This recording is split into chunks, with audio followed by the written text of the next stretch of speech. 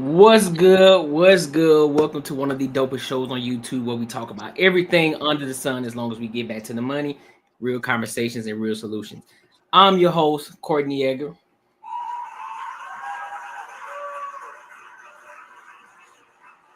Listen, we got some dope topics for y'all tonight. We got a lot of topics to cover tonight. So make sure y'all get y'all drinks, get your food, because listen, we about to get active. Other than that, how y'all doing, bro? How y'all feeling? Feel good today. Yeah, she got that Lacey in the day. She said, I got that pony. We ready. Let's go. Some real quick. Wait. Tight. What's up That with y'all? right there. That's how I'm feeling. Yeah. We surprised Right that there. one. Listen, you feel me? I was gonna do the 1K party today, but I'm like, I might just do it Saturday. I think I'm gonna host it actually Saturday. You know what I'm saying? It was because it kind of came. I was kind of hoping it would have happened this past weekend, but it's all good though. You know, can't really pinpoint it. So like, I have balloons and shit in the background for the 1K and all that. Shit, we outside. Facts. Marcus, what's good, big dog? Only, oh yeah, his Wi-Fi didn't go. This nigga with this kung fu Wi-Fi, bro. That shit be kicking his ass. Oh shit, man. Listen, man, make sure y'all like, comment, and subscribe for the algorithm. Make sure I hit that bell notification because the type of people that want to see our type of content is gonna help reach them. All right. So y'all already know how we like to do. We like to get to our icebreakers first. Sometimes, we get a little bit intense and the icebreakers go longer than what they're supposed to, but that's just part of it. That's part of the game. It happens like this. Sometimes we get passionate about conversations. All right. But icebreakers are meant to go, I say about 10 to 12 minutes. You feel me? But if we go past that, hey, it is what it is. It is what it is. It be like that. So I want to go ahead and get into this first topic. And one of the homies sent this one to me, even though he's supposed to be up on here right now. Yeah, but we're gonna get everybody. I want everybody to get on his ass when he pop in. Everybody. But yeah, we're gonna get on to this first one, and then we'll give our thoughts and opinions on it. All right. So let's go ahead and rock out.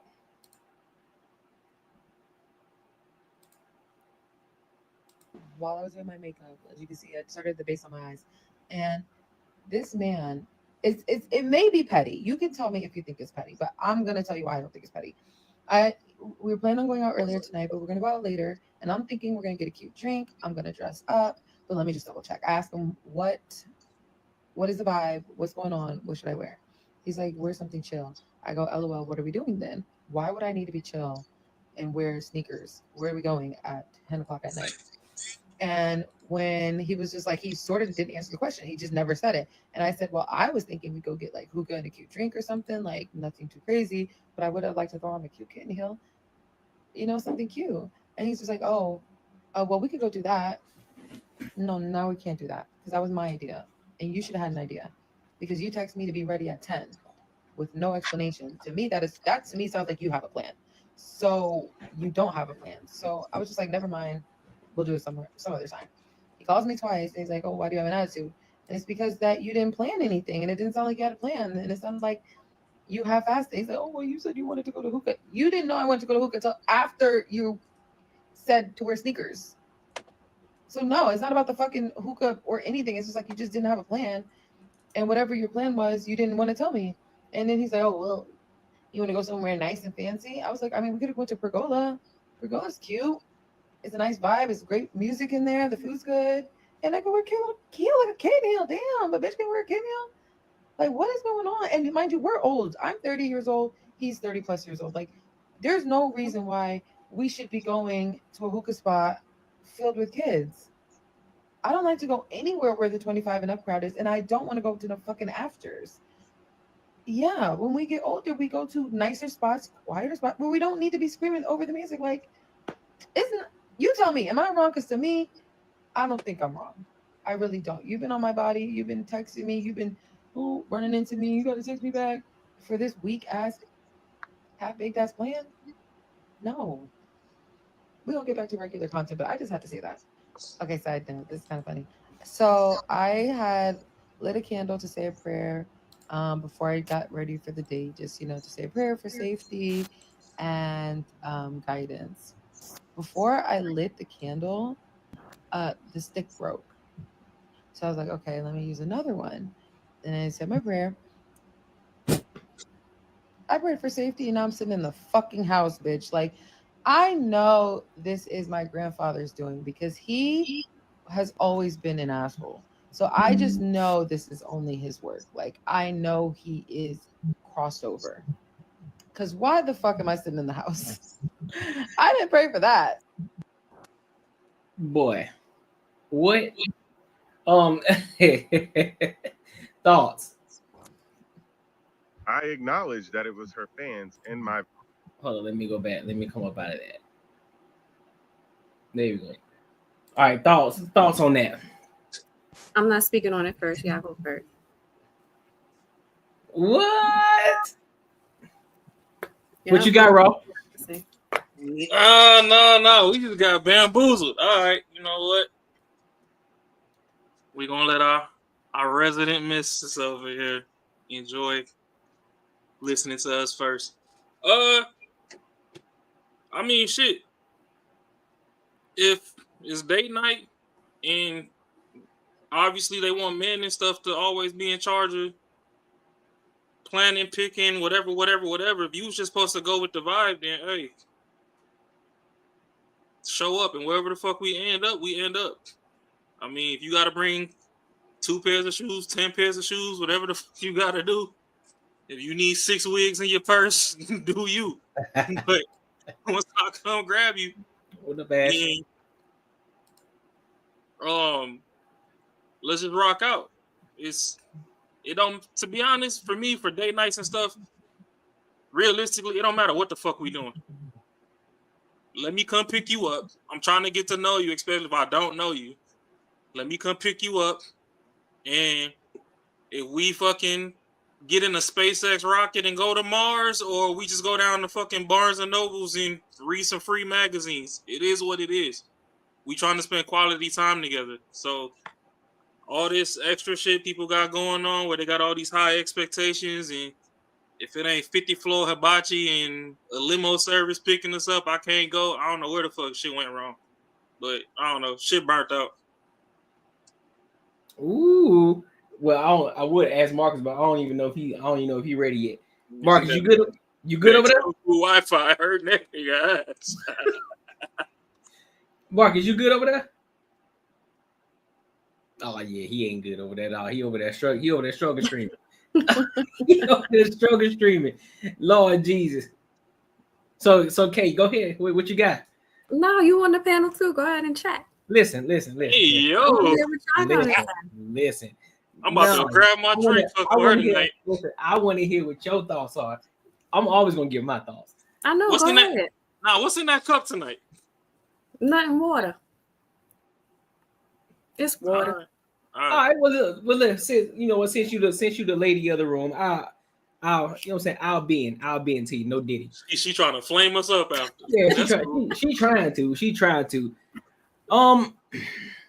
My thoughts on this is I'm on the fence. And the reason why I'm on the fence is I can see her side, but at the same time, she contradicted herself. And the contradictory came when you said, okay, if you wanted him to make the decision and you was waiting for him to tell you what you're going to do, all right then. So whatever it is that you're going to do, you need to rock with it. Regardless of, I don't care what you wanted to do. I don't care how you wanted to get dressed up. He told you what the vibe was going to be. And so therefore you adjust accordingly. It ain't always about what you want, ladies. Yeah, he been wanting to kick it with you. He wanted to hang out with you. So what's the ultimate motive here? Do you just want to go out and get dressed up and have a drink and hookah? Or do you really want to spend quality time with this man? That's the real question. Do you want to spend quality time? Because if you really want to spend quality time with you, even if this nigga said, look, we finna go kick it at McDonald's, you should have been up and ready for it at the end of the day. Now, of course, now on the flip side of that, if you a man and then you busting, you licking at the chops, you've been trying to get at this chick for the longest, yes, I do agree. Hey, come a little bit correct because you've been doing all this hooping and hollering, begging to get a number, begging to take her out, and then you want some slight shit. I'm like, all right, big dog, you need to step a little. You need to step it up a little bit. So, with that said, I'm just on the fence with it. I'm on the fence with it. I see where she's coming from, but at the same time, Buddy, if Buddy is how she say he is, yeah, he needs to step his game up a little bit. I feel like if she was really into this man, then she would have went out how she wanted to go out and met him and went wherever. I mean, at the end of the day, if it's a first date, first of all, it's 10 o'clock at night. So, for a first date at 10 o'clock at night is kind of crazy, but she's in New York, right? Yep. Oh, that's not too bad. I would expect to go somewhere decent, but also on the first date, I don't know if I'm trying to do too much. So I'm kind of on the fence with you. And I'm older than her, so I'd rather put on some sneakers and meet you and feel you out and see how things go. I don't really need the fancy stuff because I might not even like you. I'd rather go for coffee for the first time, unless we already, exchanged numbers. I already told you who I was. I want to, I already expressed to you the type of things that I'm into. Then yeah, let's go out and have a drink or whatever. But he just said, get yourself together. Let's go. She asked to go to hookah, and now because she got what she wanted, she's upset. I think that part is stupid. Yeah, 1000%.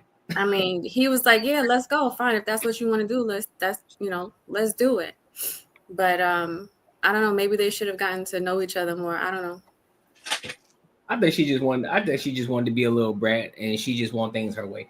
At the end of the day, the more I think about it, the more I look at it, I think she just want things to go her way, and if it doesn't look right on her end, then she gonna say no. Pretty much like how she just said, well, okay, well, I gave him the idea, and he's like, all right, well, cool, well, let's go then. Nah, fuck it, I don't want to go no more because you didn't think of it. I thought of it. She wasn't him that much. Yeah, for real. Because if a chick who's really fucking with you like that, she don't care where y'all going. She just want to hang out with you. She want to spend time with you. If you just say, look, I want to just kick it in the car, I ain't trying to do shit for real, she gonna be ready and she gonna come kick it with you. If she really rocking with you, like, this bullshit she got going, I don't know what she thought. She probably one of them girls who think she deserve it all. But what you got, Marcus? What's up with it? Yo, what's up, man? I didn't hear shit, bro. My whole setup was all jacked up. Have no clue why it's going through my mixer now. So don't trip. Can you hear it now? Yeah, I can hear it now. I'm gonna play it back for you so you can hear it, so you can get the context of what we're talking about. All right. It might be kind of low, so just what I'm saying, make sure ain't no noise around you. Gotcha. You can see I started the base on my eyes, and this man it may be petty. You can tell me if you think it's petty, but I'm gonna tell you why I don't think it's petty. We were planning on going out earlier tonight, but we're gonna go out later, and I'm thinking we're gonna get a cute drink. I'm gonna dress up, but let me just double check. I asked him what is the vibe, what's going on, what should I wear? He's like, wear something chill. I go, LOL, what are we doing then? Why would I need to be chill and wear sneakers? Where are we going at 10 o'clock at night? And when he was just like, he sort of didn't answer the question. He just never said it. And I said, well, I was thinking we'd go get like hookah and a cute drink or something, like nothing too crazy, but I would have liked to throw on a cute kitten heel, something cute. And he's just like, well, we could go do that. No, we can't do that because that was my idea. And you should have had an idea because you texted me to be ready at 10 with no explanation. To me, that to me sounds like you have a plan. So you don't have a plan. So I was just like, never mind. We'll do it some other time. He calls me twice. And he's like, oh, why do you have an attitude? And it's because that you didn't plan anything. And it didn't sound like you had a plan. And it sounded like you half-assed it. He's like, oh, you said you wanted to go to hookah. You didn't know I wanted to go to hookah after you said to wear sneakers. So no, it's not about the fucking hookah or anything. It's just like you just didn't have a plan. And whatever your plan was, you didn't want to tell me. And then he's like, oh, well, you want to go somewhere nice and fancy? I was like, I mean, we could have went to Pergola. Pergola's cute. It's a nice vibe. It's great music in there. The food's good. And I can wear heel like a kitten heel. Damn, but bitch can wear a kitten heel. Like, what is going on? And mind you, we're old. I'm 30 years old. He's 30 plus years old. Like, there's no reason why we should be going to a hookah spot filled with kids. I don't like to go anywhere where the 25 and up crowd is, and I don't want to go to the fucking afters. Yeah, when we get older, we go to nicer spots, quieter spots, where we don't need to be screaming over the music. Like, isn't you tell me, am I wrong? Because to me, I don't think I'm wrong. I really don't. You've been on my body. You've been texting me. You've been running into me. You got to text me back for this weak ass, half baked ass plan. No, we don't get back to regular content, but I just had to say that. Okay, side note. This is kind of funny. So I had lit a candle to say a prayer before I got ready for the day, just to say a prayer for safety and guidance. Before I lit the candle, the stick broke. Ooh, So I was like, shit. okay, let me use another one. That's a And I sign said right my there. prayer. I prayed for safety, and now I'm sitting in the fucking house, bitch. Like, I know this is my grandfather's doing because he has always been an asshole. So yeah, that's the gist of everything that she was talking about, bro. Oh, did I miss it? Didn't she say her recommendation was to go to a hookah lounge? Or did I miss it? So what the fuck was she talking about then? If he said the hookah lounge, she was like, now they too old. Now she's too old for a hookah lounge. Well, I guess like a more upscale type where it's not a whole lot of just not loud music and shit like that. Yeah, but she who brought the shit up. But looks like Buddy had a plan. He just, I think, fucking probably liked her too much, and it's like, all right, if that's what you want to do. I'll follow your lead. I'll go with you where you want to go. I mean, he probably was like, well, I'm not gonna say what I want to say. I want to do what you want to do. And which is probably, I mean, with this type of chick, obviously the wrong thing to do. But I mean, yeah, that's red flags all over the place. I don't see how motherfuckers don't see that shit. Like, I would have been cool with it. I'm like, hell yeah, thanks. I dodged a fucking bullet.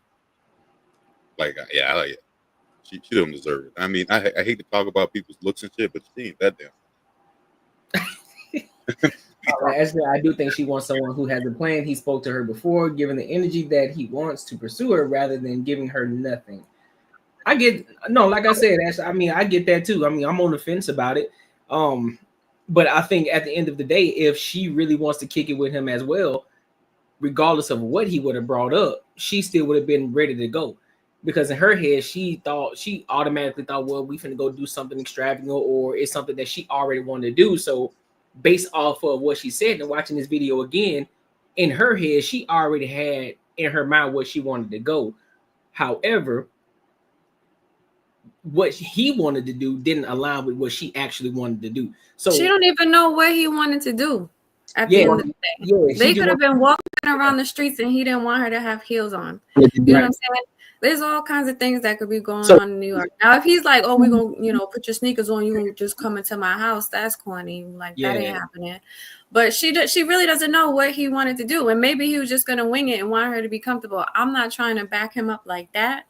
But she really didn't even know. She never gave him an opportunity to tell her. Now, yeah, we all want to be wined and dined and we want to feel feminine and go out and do our thing. And if that's kind of the energy and what was in the conversation, then he should have picked up on that.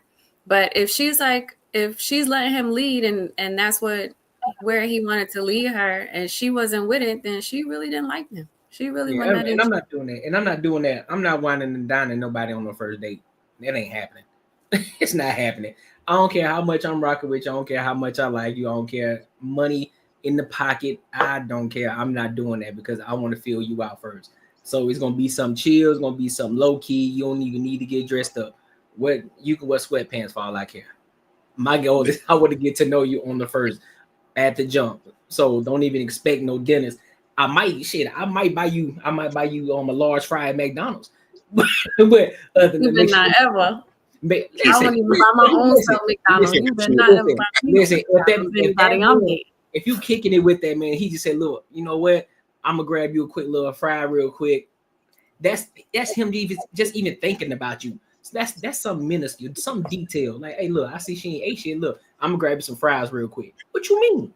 You telling me as a woman, any man, because most men ain't gonna even do that for you. They just send you on your way. Like, look, I'm gonna grab you these fries real quick because I know you probably hungry. You need a little something to snack on. Put something on your stomach right fast. You telling me, especially on the first date, first time meeting you, yeah, y'all falling for that. Don't even play. I definitely ought to put something in her mouth. I'm trying to see what that mouth do. So I'm trying to see how I move. You Or ain't you a shit. messy chewer? You chewing etiquette like what's going on? Why ain't shit? You put something in that mouth, a mess. I'm trying to see how it moves. Uh-huh. I'm She trying to see might get what to you're working eating with. and her neck be glitching and shit. I'm like, yeah, nah, it's a real demon unlocking. Drop her back off. I Yeah, I do hope got a question for you though, okay? What's wrong with 10 p.m.? It's late. Okay. 10 p.m. is late. I mean, for New York, it's not bad, right? You got 100 things to do at 10 p.m. Everybody's still trying to get it together at 10. But for like around here, you can't go nowhere no damn 10 o'clock.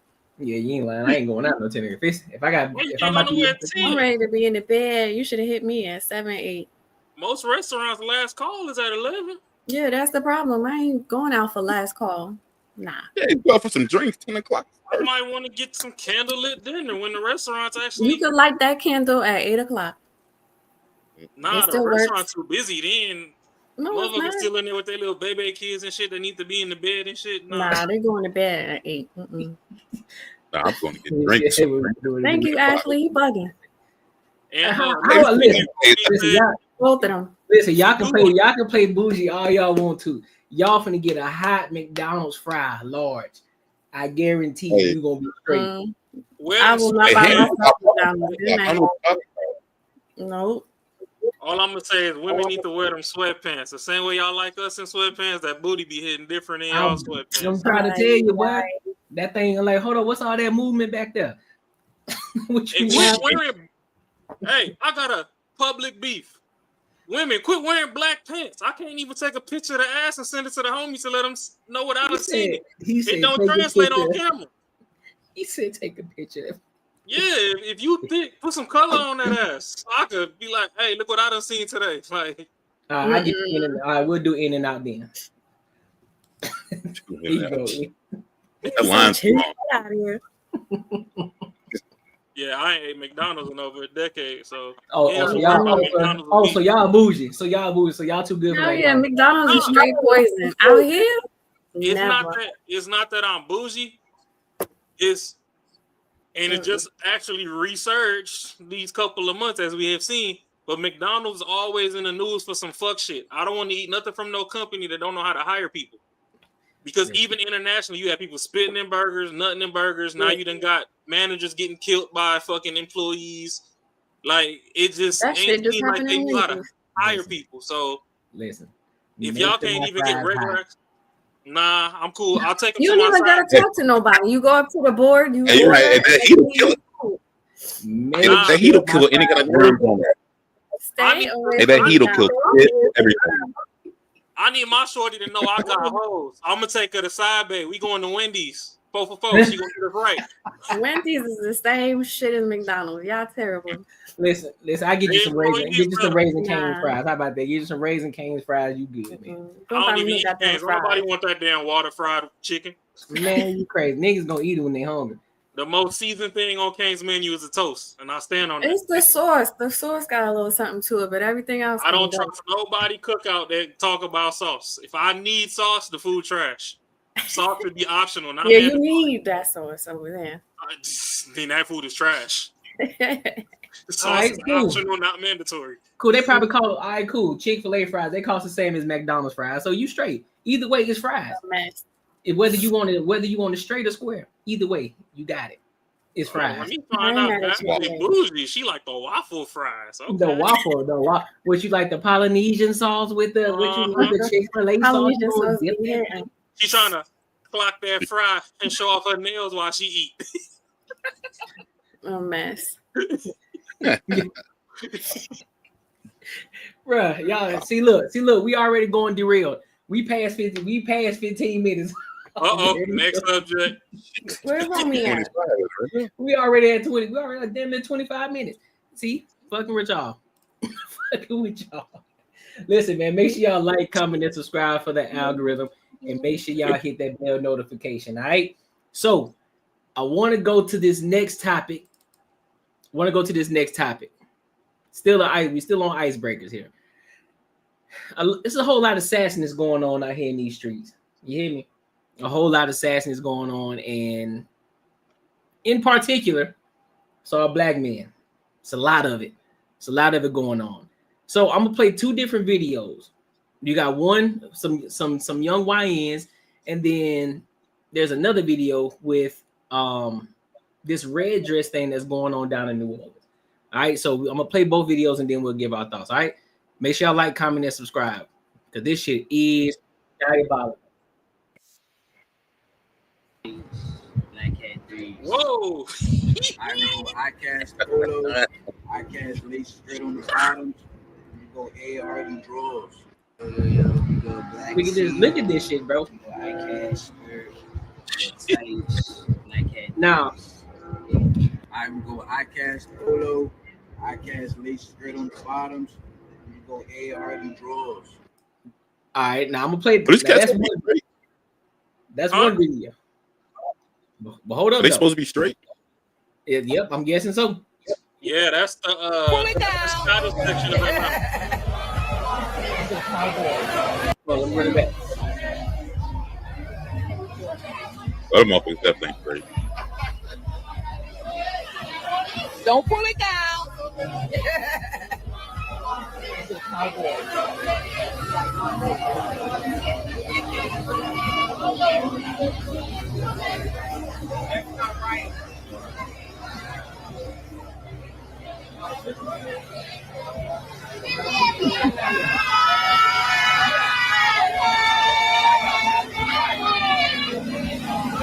Watch it, baby. TikTok. Hi, baby.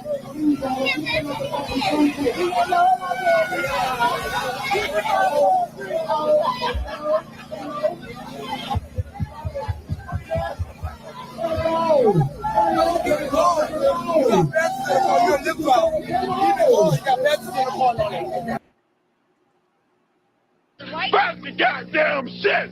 I'm tired of this motherfucking shit! Bruh. Nah, K go first. Wow, Yeah, is Yeah, I'm that gonna weird? jog him. Okay. They gay. They gay. 1,000%. So if they want to wear their red dress, they can wear their red dress. I don't give a fuck. I don't care. Sorry. Yeah, y'all go first on that one. What's red dress day anyway? What's the point of that? I have no clue. It's something down in New Orleans that they always have. New It's Orleans is different anyway. yeah, that's true. That's true. I don't. Now go ahead, Marcus. What you got, bro? Oh, it's for the missing and murdered No, indigenous women and girls. That's why they celebrate it. So they just can't wear red shirts. It's for the Yeah, Red New Dress Orleans be the murder Project. capital. It's what is originated in. The I Red think Dress it's- Project. It's this project. Bro, I don't is know. a powerful So, symbol they, of like- mourning, remembrance, and call to action to end violence against indigenous women and girls. Ah, okay, got you. But they look like they just What's up having with a that, little like, party out there. Oh, it's so damn little these days. Like, I mean, these But motherfuckers wait. are little. Like, I'm not understanding though. You said for indigenous women, Mm-hmm. Unless it's something different in New Orleans. That's what. so that's niggas what- is dressed for Pocahontas. shit, them Indians, bro.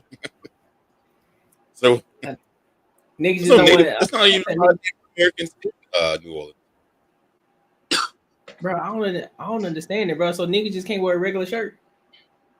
Like you just can't wear a red hat or something. You know what I'm saying? Just to you gotta do this. I think it's just a reason for these niggas to come out. Because all you see is a bunch of 304s and sassy ass gay niggas. That's what you see. That's what you see. Exactly. It's fucking tall T would have did something. You They feel could me? have brought that soldier boy back.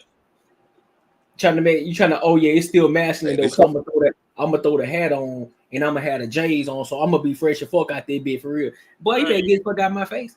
I'm not signing up to no homies over hoes. I love the hoes. Let me know when I can get more bitches. Because apparently, this is what y'all sleeping with. And then y'all mad and they put a baby in y'all talking about, I didn't know he was DL. But then when I try to go get 5 bitches, I'm the problem. These I'm niggas can't. straight. That's a fact. That's a fact, Ashley. Yep, that's a fact.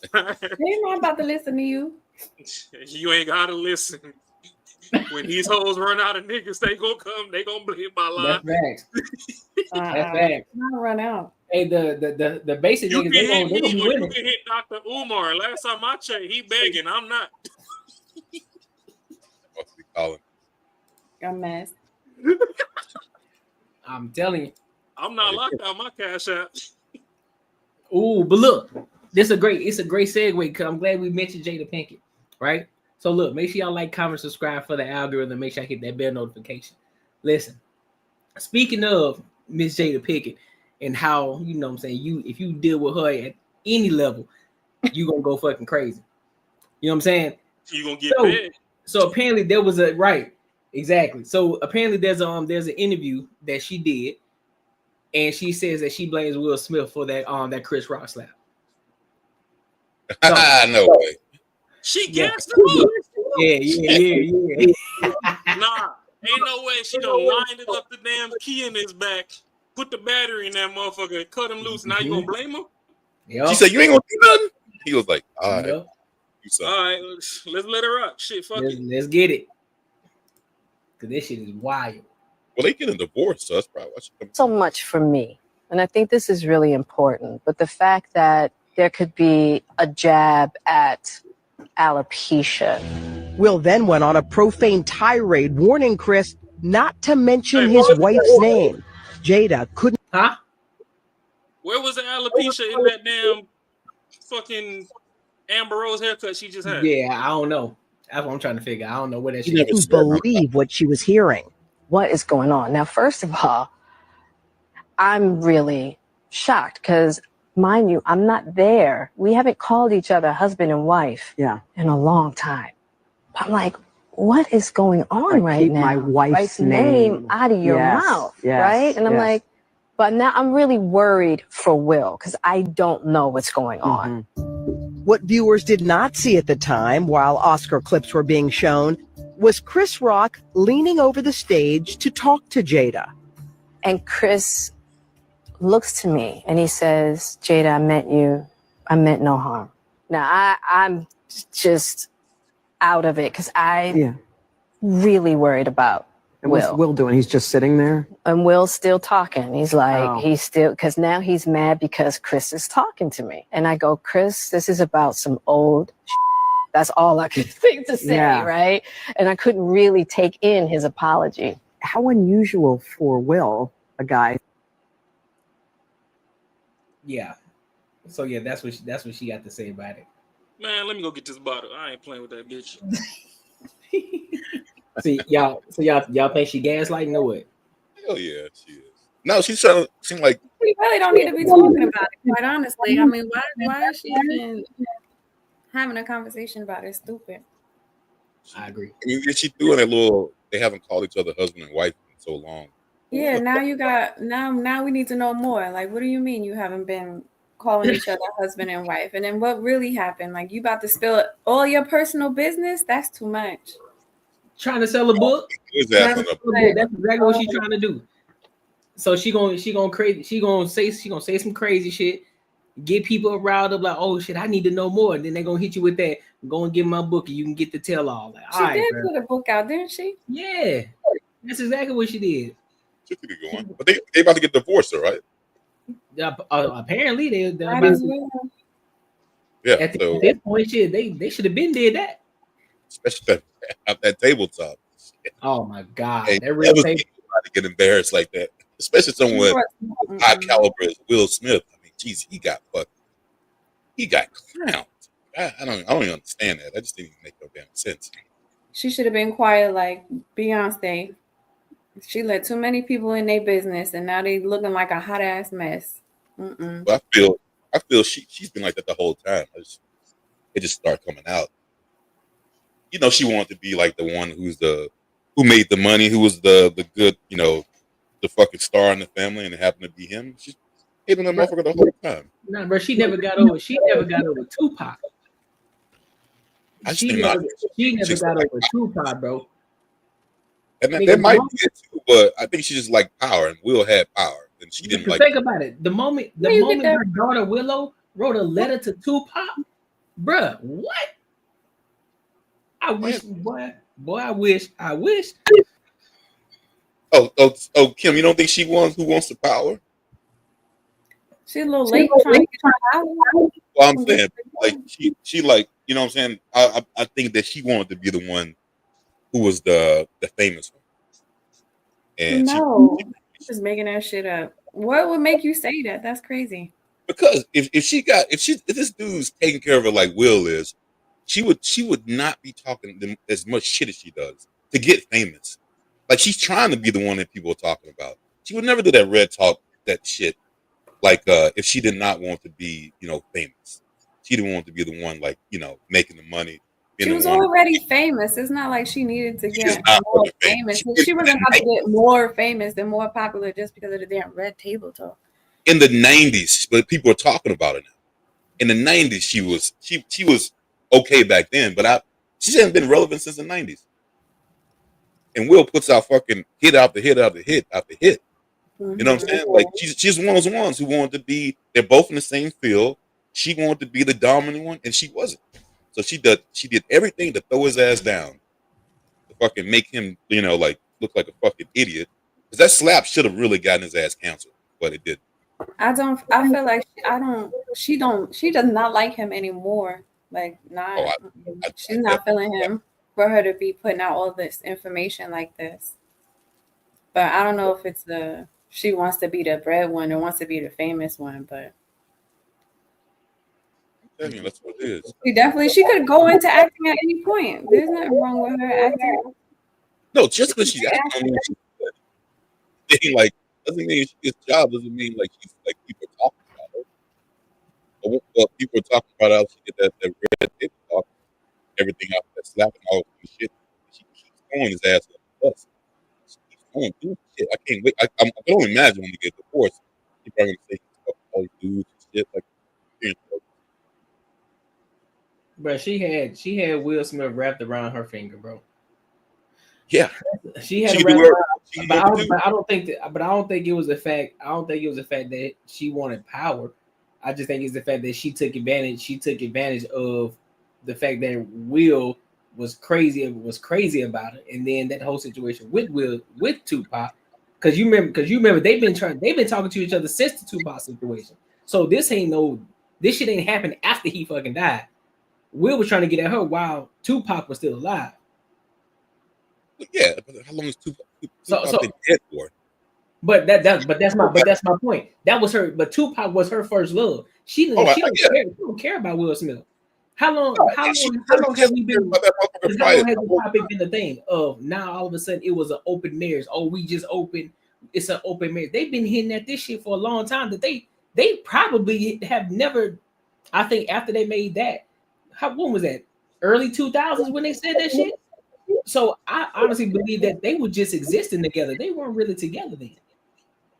No, so but this is the thing though. She was still getting taken care of. At the end of the day, Will was making all the fucking money. Will was doing all the shit. She wasn't making shit. So even if they did get divorced, if he really wanted to get the fuck away from her, he could have did it. Gave her half of the shit and fucking he would still been fucking money. He would have made all that shit back in fucking 2 years. She had a fucking meal ticket. She just fucked the shit up. Well, I agree, Jada, that girl, but I don't think she ain't on Will Smith level though, at all. She ain't on Will Smith level at all. She was that chick a while ago back in Set It Off days, but nah. After Set It Off, nah, it was over with. It was over with. Yeah, that's pretty much. That's because she had her babies and she was taking care of home and she gave it up. Yep. Fuck. She's probably the one with the nannies and shit while she's at home chilling. And these rich people don't take care of their kids like y'all think they do. Come on. Not with them coming out the way that they are now. Nah, I 100% doubt she was taking care of their ass. I barely even see these motherfuckers. They got nannies, living nannies. I'm just saying anything. What you mean? All you gotta do is look at the results. They do. Don't got nothing to do with whether she took care of her kids or not. She let them grow up real free. You already know. Look at the difference. Look at the difference between Beyonce. Look at how Beyonce raising her kids versus Beyonce, Jay-Z raising their kids versus Jada Pinkett and Will Smith. Look at the difference between the two. That doesn't mean somebody else raised them. Gee, that just means that they had a different upbringing. I can Very guarantee clearly. you, she won stand. She won. If there was something she wanted to do, she did it. I can guarantee you, tell you that. Y'all wanna wild. do okay, something. look at Have y'all been around fucking super rich people? Like they literally will be at home and they have a fucking nanny sitting there taking care of their kids, and they're at home chilling, not doing shit. Like I've been around rich people who do this shit. Like I mean, I'm so not it's not saying like it's not like out of the I'm not ordinary. They saying want to that's do it. They do impossible. it. I mean, yeah, they're gonna have nannies and stuff, but she raised her kids. You think Say it like she they was. had some random Hey, person raise their kids and that's what made them weird or No. different? Like the way you were saying is like that she gave up something. Like she gave up a career for her kids, and I was like, that's She bullshit. did. Fuck no, she didn't. No. Okay. She said Well, she did. She had a whole Whatever the fuck she conversation wanted to about do. it.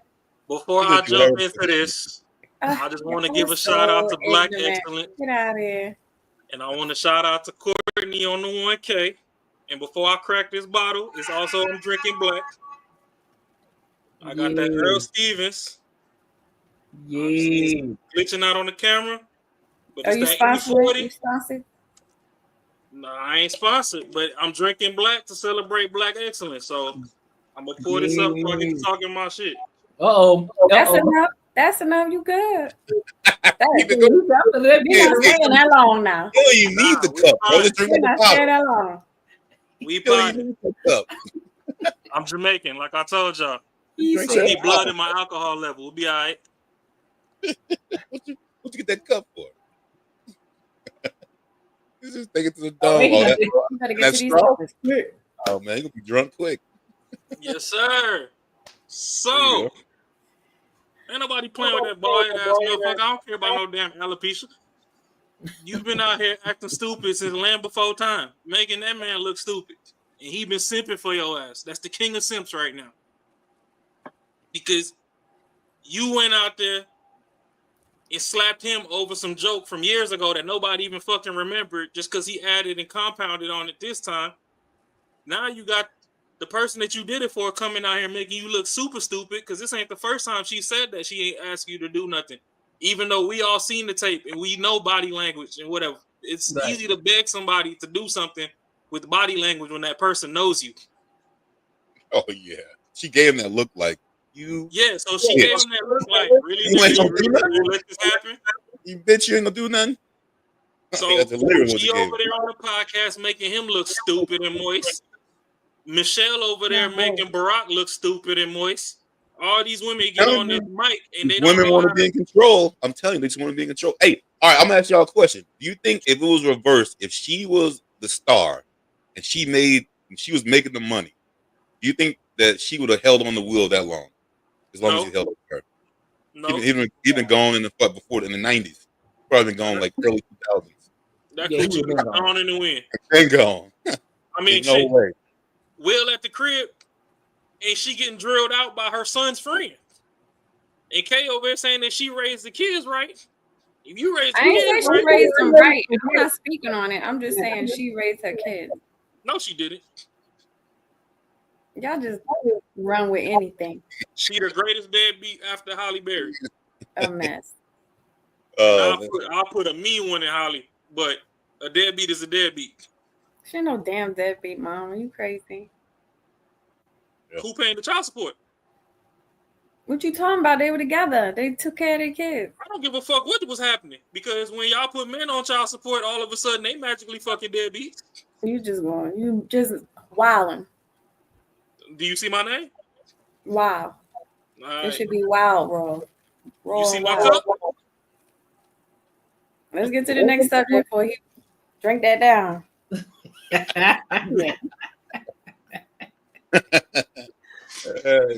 Bruh. Right. It's me and Uncle Earl tonight. Oh Lord. Man, y'all crazy as hell, man. Make sure y'all like, comment, subscribe for the algorithm, and make sure y'all hit that bell notification, dog. So we about to get deep into some shit. No Diddy. About to get deep into some stuff. But before we get deep into moms, we good. But before we get there though, we gotta talk about what just happened out in our local city, Arizona. I don't know if y'all heard about it or not, but y'all heard about that shooting that happened in Mesa. No. Y'all ain't hear about the shooting? There was a shootout on the highway in Mesa, bro. There was a shootout. So yeah, Dang, why they didn't call me? I want to shoot my gun. yeah, it just happened. I think 2 days ago. Just happened 2 days ago. So we're gonna listen to it, and then we're gonna give our thoughts and opinions about it, right? Because this shit is wild. You feel me? Alert in Mesa. This is a live look right now at US 60 at Alma School. See, absolutely no traffic. It's a police situation, and it shut down the highway in both directions. ADOT says the highway is closed between Country Club Drive to Alma School Drive. Police are working a crime scene that spread across both sides of the highway. We're working to learn more about how this started and what's going on. Traffic definitely at a standstill right now. The ADOT cameras are no longer active, but before they shut off, we captured this image of police cars across the entire highway. Take a look at that. Look at all of those cars backed up. Officers milling about as well. We sent our Taylor Wirtz to the scene. She's just gotten there. She joins us with the very latest. Taylor, were you able to collect any information as to what's happening? Ashley, police aren't saying anything to us thus far, so we're just going to go off of what we see at the moment. You can see this huge pile of traffic coming off of US 60 here at Alma School Road. They're diverting all traffic off the freeway onto this street. And then, Laura, if I can have you zoom in right here, I'm not sure exactly what you'll be able to see on US 60, but they have just put up some yellow crime scene tape on the freeway right now. I'm making out a white car with looks like a trailer attached to it, that yellow tape stretching across. And this is the westbound direction of US 60. Lots of Mesa police cars on scenes with lights flashing. And then panning over to the right of that, they've also shut down the eastbound direction, and they are not letting anyone onto US 60 from Alma School Road. At this point, it's not clear what happened. We do know that there was the closure between Country Club Drive and Alma School Road, and they are asking anybody driving to expect delays and seek an alternate route. There's no estimated time on when they're going to reopen the highway, but they say that real-time conditions will be updated on ADOT's website. You can also check in with Mesa Police. We'll stay on this scene and get more information and let you know as we. So I'm gonna play this Back to our updated news version. alert from the top of the hour. So let's go ahead and go live right now to US 60. We have been watching this stretch of road all day now. This is where a police shooting shut down the highway. Traffic from South Alma School Road all the way to Country Club Drive being diverted from the highway, which has been declared a crime scene by police. A Fox 10 viewer witnessed the shooting, took this video in the moments after the suspect was shot by police. He said he heard 3 gunshots ring out. You can see a large group of officers with their weapons drawn on the man. The man's truck pulled off to the side of the highway, and then he ran into the freeway, and that's when they drew their weapons. And let's see, it looks like that we have the press conference, if I heard that right, to my producer. Yes, with Mesa Police happening right now. That's spelled D-R-E-Y-E-R. I'm a member of the Public Information's Office. I'm here to talk to you about an officer-involved shooting we had today. So earlier today, just after 4 p.m., officers responded to an apartment complex near the 600 block of South Country Club Drive. The call was for a man threatening with a knife.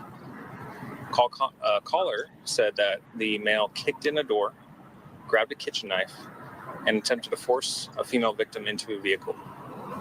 Officers arrived a short time after, and the vehicle left the apartment complex, and officers immediately pursued the vehicle. That vehicle drove through Mesa City streets towards the Alma School westbound on-ramp to the US 60. Officers attempted a pit maneuver to stop the vehicle. However, that was unsuccessful. The vehicle did, however, come to a stop just on the shoulder of the US 60 on-ramp at Alma School. The male subject jumped out of the vehicle and began running southbound across the travel lanes of the US 60. Officers attempted to tase the male. However, that was unsuccessful, and the male continued running southbound across the travel lanes of the US 60. The male jumped over the median and crossed over the eastbound travel lanes and began reaching for his waistband. That is when the officer-involved shooting occurred. The male was struck at least once. No officers were injured, and no other individuals were injured as a result of the shooting. This incident is going to be investigated by the Gilbert Police Department as part of the East Valley Critical Incidents Response Team. They're going to be conducting the investigation of the officer-involved shooting, and Mesa will be conducting an investigation of the events that led up to it. At this point, do you guys have any questions? Can you tell us the latest condition of the man who was shot? The man was in surgery, but expected to survive. Do you know how long the US 60 is going to be closed both ways? I'm sorry, I couldn't hear you. How long the US 60 is going to be closed? Investigation of this magnitude will take probably several hours, so I can't give you a definite time, but I can probably guesstimate that you should expect closures for at least another few hours. And he was attempting to put in his car. Is she okay? Did she have any injuries? We're still investigating that side of this incident. No injuries have been reported to me at this time. However, we're still investigating that. Was the knife or any other weapons found in the suspect's car? What I can tell you is there was no weapons found on him. However, we're still investigating all the circumstances, so I can't comment on whether there's a weapon elsewhere. How close was the suspect to the police officers when the officer fired? I don't know the exact distance. That's still going to be under review. I haven't looked at body cam, so I couldn't give you an estimate. Was it a blue pickup truck that the suspect was driving? Yes, it was a blue pickup truck. And when the suspect was running across the US 60, how busy was it? Did he come close to being hit by any cars? Once again, I haven't reviewed the body cam. I can't tell you if he came close. I know there was traffic on the US 60, however. What's the distance between where this first incident took place and kind of where the pickup truck did the pit maneuver? I mean, are we talking a mile, half a mile? Just what's the distance of this entire incident? Are you asking from the initial call or from? I guess from when they found or made contact. All right, just looking live now at US 60, the highway right now at this hour. We just heard from Mesa Police updating us as to why it was shut down in both directions all day today. So yeah, that's what's going on in our city. And that shit just happened recently. I ain't heard nothing about it until I came across it on the Phoenix News. And I was here on YouTube and I found that. Y'all got any thoughts on it? I mean, I feel like they haven't looked good, better than usual. They didn't kill him. Yeah, that's surprising that they only tased him, but I guess it was too many people on the road for them to be really out there shooting. Well, And they then shot don't him. know what kind of weapons they have in the car. But I mean, you can't be mad at how they handle it. It worked out well, but that shit is crazy. They should shot his ass. They shot him, but man, at this point they shooting at me, bro. That's why I'm saying I can't be no police officer. I'm shooting to kill. If you shooting at me, I'm shooting to kill. I'm not finna shoot. You better be shooting to kill. I'm not shooting to injure. I'm not shooting to, what they call it, to disarm you or nah. I'm shooting to kill you, bro. You shooting at me, I'm letting them things ride. Not finna sit here and take these shots from you. You think nope, ain't happening. They said old boy shot at them first or no? No, he just reached for. I don't think he even shot. He just had a knife. I don't think he got a chance to even shoot. They just say they saw him reach for something in his waistband and they fucking shot his ass. Kapow. Yeah. No, I mean, versus this, this would be some real police shit. I can't be a police officer for that other little dumb shit, like old boy went through, fucking not getting out the goddamn car. Like, I think this will be something like, this will be like real police shit. But that other little shit, I couldn't deal with that shit. That's why I can't. Oh, you talking about the black guy, in the van and shit? Not listen. Someone who doesn't respect authority, bro. I would just go. I'd definitely be fired the first day. I'd have dragged his ass out in fucking 2 seconds. I wouldn't have been all that talking, man. Get your little punk ass out. Get your bitch ass up out of here, man. Ain't got time for this shit. Come on. You call your mama when we get to the station. You know what I mean? That's ain't that crazy shit, bro. You see some of these stops, and these motherfuckers are 20s, 30s, calling they fucking mama or they daddy. Like, I would be so embarrassed if that was my kid and they're in their 20s and 30s telling me they're trying to call me, or I need to watch out. You know what I mean? Like you gonna be, like, come on, how you gonna be that old talking about your parents? that just does you, man. Well, a lot of this shit's You got anything, Raw? Honestly, I don't really got too much because it's like they ain't really released dude's identity. Like, was it a migrant? Like, what the hell was going on? And they said he busted in the house and he had a knife. Mm-hmm. But he hop out on the freeway running across traffic, reaching for his waistband. So that just seemed like he was doing something egregious. Knew he couldn't get away. He tried to set up that death by cop scenario, and it ain't go his way since they patching him up. So they should have put his face in the. They should have put his face in the news. That's what they should have did. You understand me? They should have put his face in the news. I wish they'd do that more. Like, yeah, let these motherfuckers don't kill them. Let them live so they go to prison. Why? Live that life. What? Huh? Man, dying is the easy way out, bro. Shit. Okay. I want you to get them pumps, bro. Get that dude fucking banging your ass every weekend. No. That's gonna make you suffer right there. That's when you're gonna realize you did some wrong shit. You dying, bro. It's done, bro. Like that is the I told you earlier. I like these hoes. I need my ones going to the strippers. I don't need my ones going to pay you in jail. Get up out of here. Hey, the yeah, minute you do something wrong, we taking you up out of traffic. You can go sit him in jail. It's all good. Those are the easy ones. Then you ain't got no commitment. They should have aired that nigga out on the freeway and dragged him across that bitch and left that snail trail on there for the next motherfucker that jumped stupid. Ain't nobody got time for that stupid shit. When they go to jail, that's your tax dollars, man. That's cool. I want to it's suffer. not. Hey, you don't want to suffer. The rich. We are the rich. We outnumber them niggas. We gotta pay anyways, man. At least I know where my money's going. Just because we gotta pay anyway don't mean I want to increase. Hey, shit, this shit's gonna always increase. They'll find some shit to make us pay. I gotta figure out how to take chicks to 50 Floor Hibachi because when they recommend fucking the hookah lounge and I'm pivot and be like, oh, okay, since you like hookah, let's go there. They canceling dates on me. Like, you know, I know what you said. Oh, hookah. Okay, cool. I was gonna take this 54, but no, hookah's dope. Let's do that. That's what you gotta do. You gotta say, yo, we was gonna go to some dope ass shit, but you know what? Nah, you're right. Let's do that. We've been talking about mental health. Don't nobody want to address mental health. Kate been telling y'all to go get therapy. Don't nobody want to do that. I don't believe in therapy, so that's just a whole nother thing. But we ain't gonna get into that tonight. Courtney, I understand, believes in therapy to a degree because for the line of business that he just got out of, there are people that need it. But regular motherfuckers, I don't believe in that shit. Oh, shit. It's my fault. Oh, no. I didn't mean to put words in nobody's mouth. But I'm not a big one on that therapy either. My thing is, people need it, bro. There's out of 100 people, probably only 7 of them really need some help. Yeah. Everybody else just fucking bitch made or they too fucking wild. If you want to go be Tasmanian devil, we finna air your ass out. We ain't got space on this planet to be trying to figure out your crazy. We got our own damn craziness on the daily to deal with. So I couldn't be a cop. That's the same reason when they was trying to recruit me to be a soldier. Oh, hey, you young, you got strong shoulders and a good back. You should come join the service. No. The minute y'all drop me off in the middle of Iraq and I see a motherfucker 4, 5 years old running and talking about I'm trying to get the dust off your shoes and there's dirt roads everywhere, I'm finna blow that nigga back down the street. And I don't give a fuck how I gotta sign out why the hell I done let this rifle off. So no.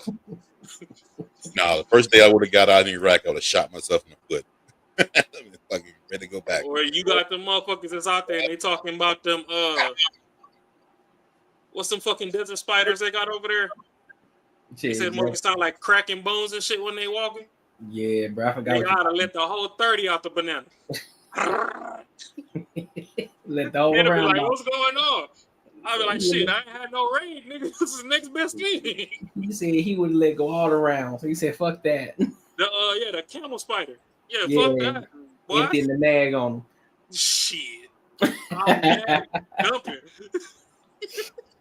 Bro, you crazy as fuck, bro. I'm finna get discharged for shooting a spider. Like, this nigga too wild. I don't give a damn. Y'all lucky I had no damn gun growing up in the projects in New York. They'll let you stay. Y'all watch Joe's apartment, boy. I'd have knocked every cockroach through the wall. I don't give a fuck what's on the other side of that bitch. You might blow that shit up. Yeah, it was a good thing you ain't had one, boy. God damn. On life it was. But shit, New York got those rats that look like fucking chihuahuas. Oh, I watch all that shit. Yeah. Hey, man, leave Master Splinter alone, man. He ain't Them bothering niggas, nobody. they be eating, boy. Them things be eating. I don't know what the fuck they be eating. Shit. Heard them motherfuckers bold as hell too. Run right over you. Big ass shit. Anybody got any final thoughts? Nah, he ain't dying, so I can't say God bless the dead. So it is what it is. Women, be safe. Get y'all Yeah, that's some crazy shit. He kicked down the door and went and grabbed a knife. get y'all some bear mace or something. Bear mace. There's something missing over there. Yeah. I don't promote women having lethal weapons unless they get some training, because you could easily be overpowered and have that shit took and used on you. So get some bear mace or something at least. Someone make Nigga you can't mad. do nothing if he can't see you. Light him up. Tell them to go adopt the bear. I mean, they tried to trade us in for one, and now they got motherfuckers out here in mini skirts and shit. So That's exactly why we'll be trading. Huh? That's exactly why we want to trade. That's fine. Everybody can't trade. Somebody needs some meat with a heartbeat, and I'm here for them. Just a warm body. Hey, you seen all them girls blushing when that lime green and jingling thing hit the court in the WNBA? They start blushing. They're like, hold on now. All right. Mine can't hit the court like that. I can slap it off a forehead though. Wonder who put that home. On to the next. Someone definitely took it. Bruh, it's crazy. You know. Yeah, I'll throw it away. yeah, right. Boy, sound effects know how to fucking turn shit up, don't it? I swear. Bruh, y'all that's crazy as fuck, bruh. So, no more. Hey, you got anything else on this? Nope. All right. Before we jump in, be sure to hit the subscribe button. Listen, this channel is for people who want to have real conversations, no fluff, authentic, where we talk about money, mindset, and relationships and everything else under the sun, as long as it gets back to the money and how we can level up in life. Now, let's be real. Subscribing to this channel helps my content reach more people, which gets me closer to monetization so I can continue to keep giving you high quality content. Now, if you rock with that, be sure to hit the subscribe button as well as the bell notification. Let's get back to the video.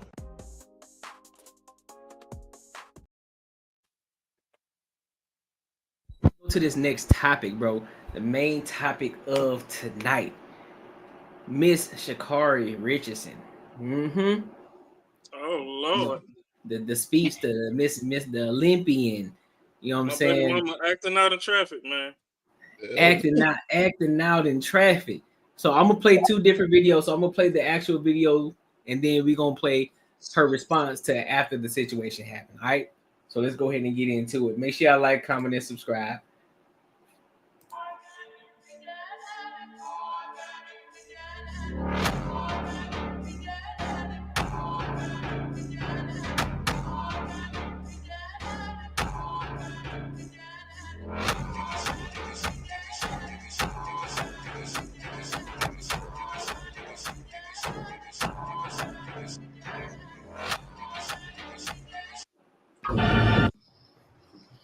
Hey y'all, it's Sha'Carri, and more than anything, definitely a lot of self-reflection, a lot of understanding of not only putting myself in a compromised situation, but somebody that I have a deep care and appreciation for as well is something that holding myself accountable. I see myself, I'm taking this time to not only see myself, but get myself a certain level of help that overall is going to reflect who I truly am in my heart and my spirit, and not allowing this moment, but accepting this moment to be more. And so my only thing is I want to be more, not even just for myself, for my family, for my fans, and overly appreciate y'all supporting me and showing up and even holding me accountable to being my best self. So more than anything, I refuse to run away but not refuse to run. But I refuse to run away, but face everything that comes to me head on, because everything on the other side is greater. But you got to go through in order to get there. So I'm Sha'Carri, y'all. I appreciate y'all. And one love, much love. And any thoughts? Man, she don't think she did nothing wrong, bro. she don't think she did anything wrong. She's like, I ain't wait. You can't blame her. That's what society makes it. I mean, My she God. did there and fucking slam on that dude in a public airport. Not even at the crib, just in a public airport. Like, that's just crazy. And but the thing is, he straight up said, no, it's okay, it's cool. She was just mad, you know. So I mean, he pretty much just told her it was okay. So I mean, I don't expect her to be all, you know, got like if this is a dude, he would have the consequences would have made him feel the way he needed to feel. She's not gonna get any consequences, so there's no reason she's gonna feel a certain kind of way.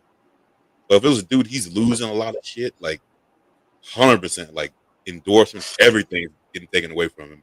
He's gonna feel that shit, and then he's gonna realize what he did wrong, and not to do that shit again. But that's not gonna happen. But it's a prime example of when men go through things like that, and his response was, "I'm not a victim," right? But that doesn't, again, which is why that number, when you look at the data, you look at the statistics, which is why that number is so low, because most men think like that. They say, "Well, look, I ain't no victim, bro. Like, we good. Like, they should need to go to yeah. Like, she need to go to jail. Like, what is that? What is that? Who got feedback?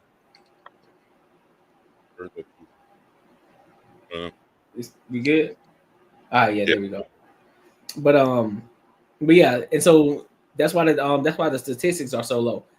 That's why you don't see most men or most women going to jail for domestic violence, even though when we look at lesbian cases, they got the highest in domestic violence. And then, but when you look at a man to man, it's the lowest amongst all. When we look at heterosexual, of course, I think it sits. Somebody have to correct me on this, but I think it sits somewhere around the 34%, something like that. But that's accumulative of men and women. So we don't necessarily know that domestic violence is actually men or is actually women doing it. But this right here just goes to show. This right here goes to show you exactly that not only women go through it, but also a lot of men go through the shit too. But they push the narrative that men always putting women's head through dryers. Like, yeah, no, not all the time. Yeah, that ain't the case. Spin cycle. It'd be a lot of these women out here they ain't putting niggas' head through dryers, but they damn about to throw the dryer at their ass. So I bet a lot of situations like this happen, and then the dude responds and knock her out, and then only thing you're gonna look at is him knocking her out. Like, so like a lot of those kind of situations happen too, because it didn't. I mean, obviously, probably did not hurt him. He's not gonna be distraught. He's not gonna feel like, you know. We can't do that. Like, but the thing is, I just don't think women understand like that.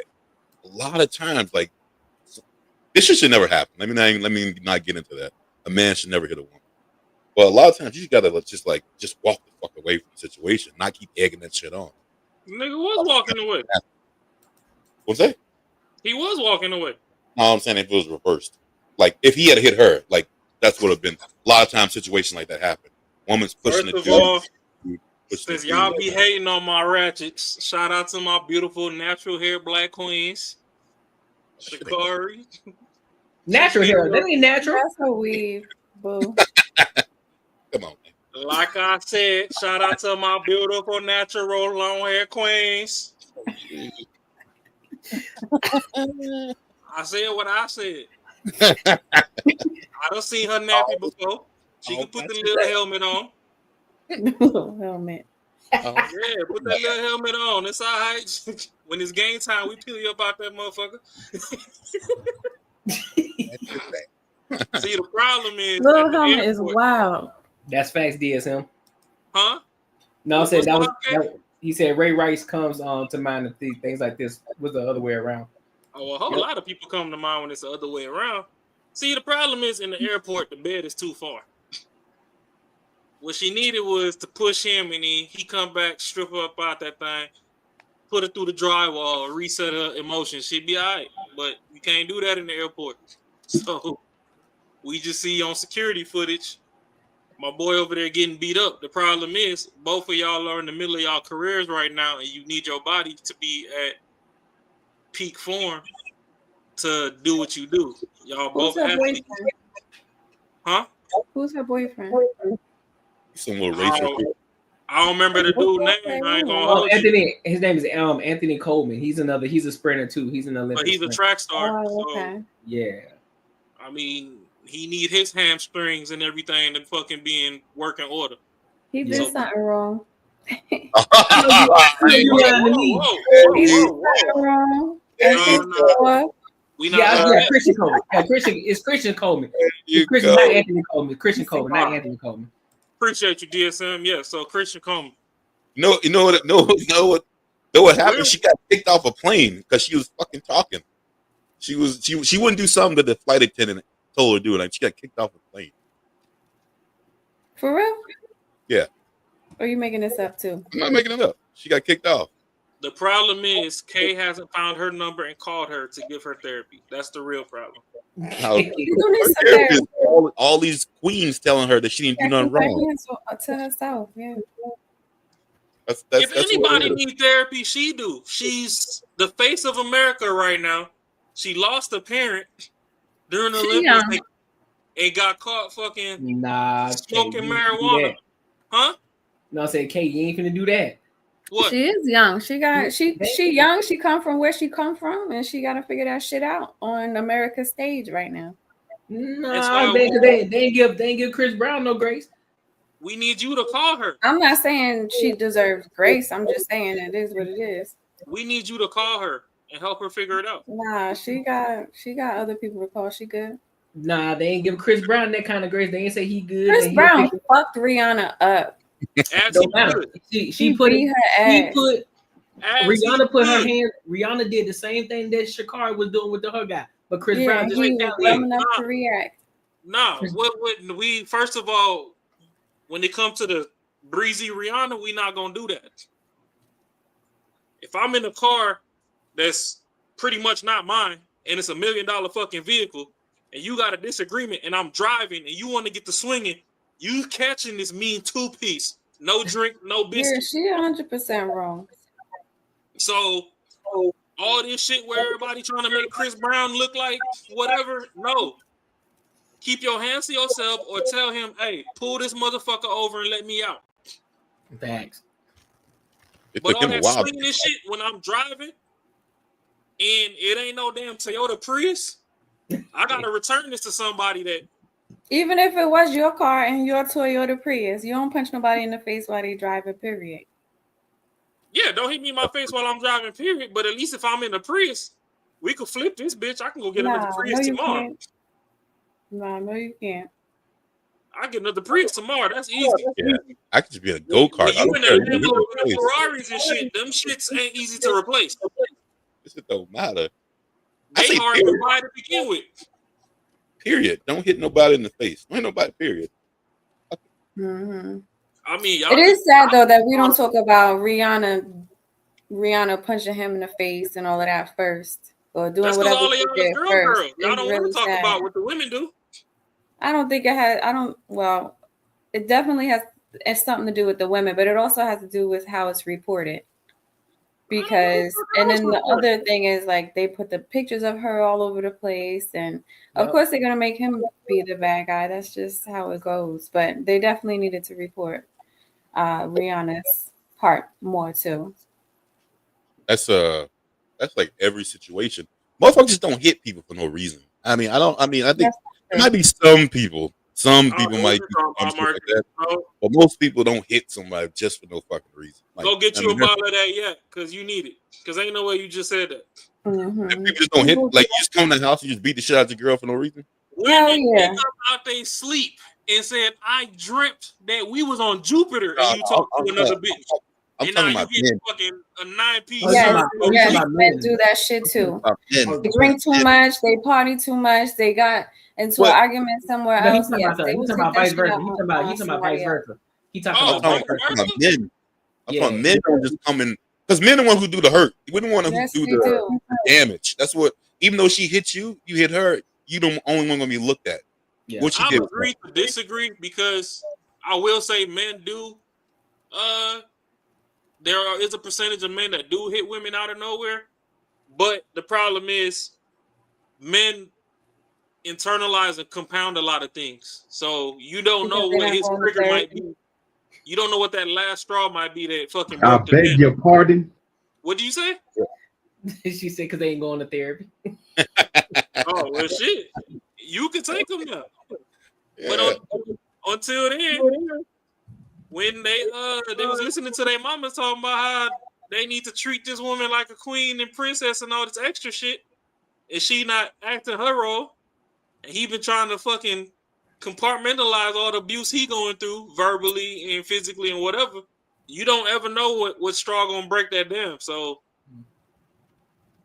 on the outside looking in, it might look like, oh, she ain't do nothing and homie just snapped. But I mean, until you recommend them a therapist or you get on the two-way with them, They need to control their fucking anger in their hands. And if they don't know how to do it on their own and their boys can't tell them, they need to go to therapy and figure that shit out. well, she could have just shut up, made a sandwich, and Hey, gave some more. I say first time she kicking the balls, take the fuck off, man. She ain't the girl for you. Hey, you on mute? Can't hear you. It ain't gonna be 2 times. That's all I'm saying. It ain't gonna be 2 times. Yeah, that first time I'm out. I ain't fucking with them. What's wrong with all y'all one-timers, man? What you mean? Because you gotta nip it in the bud quick. Like, I'm not gonna get because you do it the first time and you don't do nothing about it. Then they gonna be inclined to do it again. Nah, we don't do that. We nip it in the bud right in and Most important person is me. So fuck that. I know me, and I ain't gonna take that shit too much. So you know what? I ain't gonna be taking that shit off. Leaving after the first time. Yeah, shit, just get the fuck out. I'm done. I'm leaving. Yeah. Because I already know. I stay around that shit. I stay around it. Then guess what? I'm gonna fucking lose it, and I'm in prison. Fuck that. It ain't even about. It ain't even that. It's the fact that you got the audacity. That means you don't respect me enough to even not even raise your hands up at me. You crazy as hell. You think you finna do something to me like that? You gonna raise your hands up at me? Nah, you don't respect me. So therefore, how you supposed to train the bitch if you running away? That don't that, but why would you want to do that? That's nah, crazy. we this is today. Nah, we ain't finna do that. Hell no. Somebody else can take that one the off. second time you could get gone, but sometimes you gotta break a bitch from her old habits. Oh, so let me ask you a question. So you gonna raise your hand up at Mike Tyson? If I'm gonna raise my hand at Mike Tyson, it depends on how much yak I got in me. Ain't no telling what I could do. I'm talking about you today. You today decide, you know what? I'm gonna raise my hands up at a let's just say a prime Mike. Let's say prime Mike. You ain't see white boy on that flight that got tuned up by Mike on the flight? They kept antagonizing him. Oh, Mike still can do it. That's what I'm saying. You gonna raise your hand up at him? Ain't no telling what I do. It depends on the situation. Yeah, I'm talking about a young Mike. Let's go a young Mike. I don't give a fuck what Mike. Old Mike, young Mike, Bruh, Mike y'all Jordan, niggas crazy. I'm not listen. I'm not doing it. I'm dipping. You ain't finna raise your hands up at me. It ain't got that far. You think you gotta hit me? I like to use basketball because I'm a hooper. Listen, bro, if I know you trash and I know 110 times that I'm 10 times better than you, I'm not even finna waste my time to hoop against you. What I'm doing that for is wasting my time. Nah, big dog, you got it. Do your thing. You got it. You crazy as hell. Or if I'm hooping and you decide to put a scrub on me, say, oh, so y'all disrespecting me right now. Oh, y'all really think I ain't like that. Say less. So how's people supposed to learn? What so you want if it was the flip, you gonna tell the girl to stay there and hold on and see what happens? What you mean if it was the flip? If a man put his hands on a woman, she was supposed to give him a second chance. For one, we still ain't got down to what drove the hands to be raised in the first place. It doesn't matter. No, no warranted. No, You nothing got. warranted. Hey, I ain't never said that the world was perfect. That's cool. That's cool. But You gotta, again, you I ain't gotta gotta stay neither. So you have a daughter. I ain't gotta stay neither. And your daughter has a boyfriend. She got And slick he mouth. put his hands on her for whatever reason. You good with that? You want her to stay with him? I'm real good with that because I'm gonna go pick him up, and we gonna drive to the middle of the motherfucking wilderness, and I'm gonna show she him will never bury see his that dumb ass motherfucker at if he again. tried again. She will never see him again. Huh? And she'll never see him again. So it's one and done. No, I'll bring him back. I'm gonna show him I'm gonna bury his ass at. You playing with You fire. wild. These young ones too. Nah, you playing with fire. Nah, we gonna have remove ourselves from them situations. We remove I ourselves. ain't playing with no fire, but that's like saying you gonna diss on your kids if they make a mistake on something one time. Like No. they make a mistake. Yeah, some things you don't get a pass. You don't get two chances with some things, and that's one of them. Keep your hands to yourself regardless. If you raise your hands up at me, you lost your mind. I wish somebody would try to do anything to my child. Oh, so now we gonna talk about all this trauma and people need all this therapy and all this extra shit, and motherfuckers be 30, You go 40 figure years it old. out, and you go fix yourself, and you go find somebody else. Because what you already did here is damage. It's done. You done. You lucky you still alive. Go get you your therapy, figure that shit out, and go somewhere else. Do not come back around this corner here. No. Yeah, see, this shit don't make no sense. Never. What you talking, bro? Hold on, bro. Hold on, bro. What you? Hey man, we ain't no charity case here, bro. There's two ways to skin a cat. Yeah, cool. You may be the one that sit here and says, you know what? You raise your hands at me, so therefore I got nip in the bud. I gotta show you something. But there's also another way I can still teach you a lesson. Okay, you decide to raise your hands up at me. I'm not gonna tolerate that. So that let me know you don't respect me enough to not even consider raising your hands up at me. So therefore, I'm gonna remove myself altogether. So that's two different ways to skin a cat right there. So if you go to college, you enrolled, you paid all your money or whatever, you was under a lot of stress, you took this test and you fucking got an F. They supposed to just kick you out the class? They ain't supposed to at least let you try and retake the test? Well, yes, We're not taking tests over here. We're not doing quizzes. We're not doing tests. You're not retaking your test. Yeah, you done. No. I see why they give you everything up front. That's why they give you a syllabus up front. They tell you everything that's what's gonna happen. They're gonna tell you where you're gonna get your extra points from. They're gonna tell you when the halfway midterm is due. They're gonna tell you when the final is due, and you're gonna have little quizzes in between that can lead up to a big grade. So if you got the answer, and you decided to fuck off the entire year, and then when that time comes for you to take that final exam and you flunk that bitch, it's on you. That's your problem. That second year, you better fucking pass it though. But they told you up front what it was. So that's just like using the same thing. It's like, look, I don't tolerate no chick raising her hand up at me. I can tell you that before you even do it. Don't raise your hand up at me at all, because I'm about this bitch. And if you decide to do it, I'm gone. That's the correction period. Catch the hand and be like, hey, the next I don't time need you to raise catch this it. motherfucker up. there should be more respect for you. You're not gonna get. And there should be more. They should be more, and they should have more self-control and more respect for you to not even consider doing that. Facts. Yeah, but you talking about motherfuckers that grew up, they watched their mama beat up on their daddy, beat up on stepdads, all this extra shit. It might not be her fucking immediate fucking nature, but maybe something got overwhelming one time and she raised her fucking hand instead of you to correct her and be like, hey, I'm not none of them other motherfuckers that you think I am. Don't do that dumbass shit again, or I'm gone. You gonna just up and leave, and then now everybody over there talking about, oh, the dating pool got pissing and whatever, because ain't nobody correcting nobody. Ain't nobody. Hey, the correction is I'm gone. You lost what you had because of that's the consequence. I don't agree with that shit. The next you fuck you with, got you the better not do capacity that. to hang on. That's good for them girls over there. Because she would never learn. So we was talking about Chris Brown and Rihanna. So all that beat up that she got, and all y'all was in y'all fucking chest on Rihanna's side, and whoopty whoopty whoop, and Shorty was damn near fucking violating court orders and shit to fucking stay away from the nigga because she still fucking got a soft spot in her heart for him. But just in that heat of that moment, for whatever fucking reason, she did that. That should have just been the warning to not do it again. My name ain't Bob Build the hoe. That ain't my name. I ain't building no hoe. You should already come with it. But also, I'm letting you know. Shout out to y'all getting all these bitches fresh out the rapper. That's brand new. No, we don't get it. No, we just know where to find them.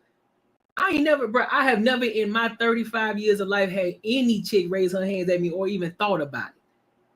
In my 35 years, and I dealt with a lot of them. And not one of them has ever decided to raise their hands up at me for no reason. So we ain't doing that. And if they do, we have those conversations up front. Look, keep your hands to yourself. I'll never put my hands on you, and don't you even think about raising your hands up at me. But I mean, I understand that because see, y'all scared to venture into the hood, which is understandable. Ain't nobody, no.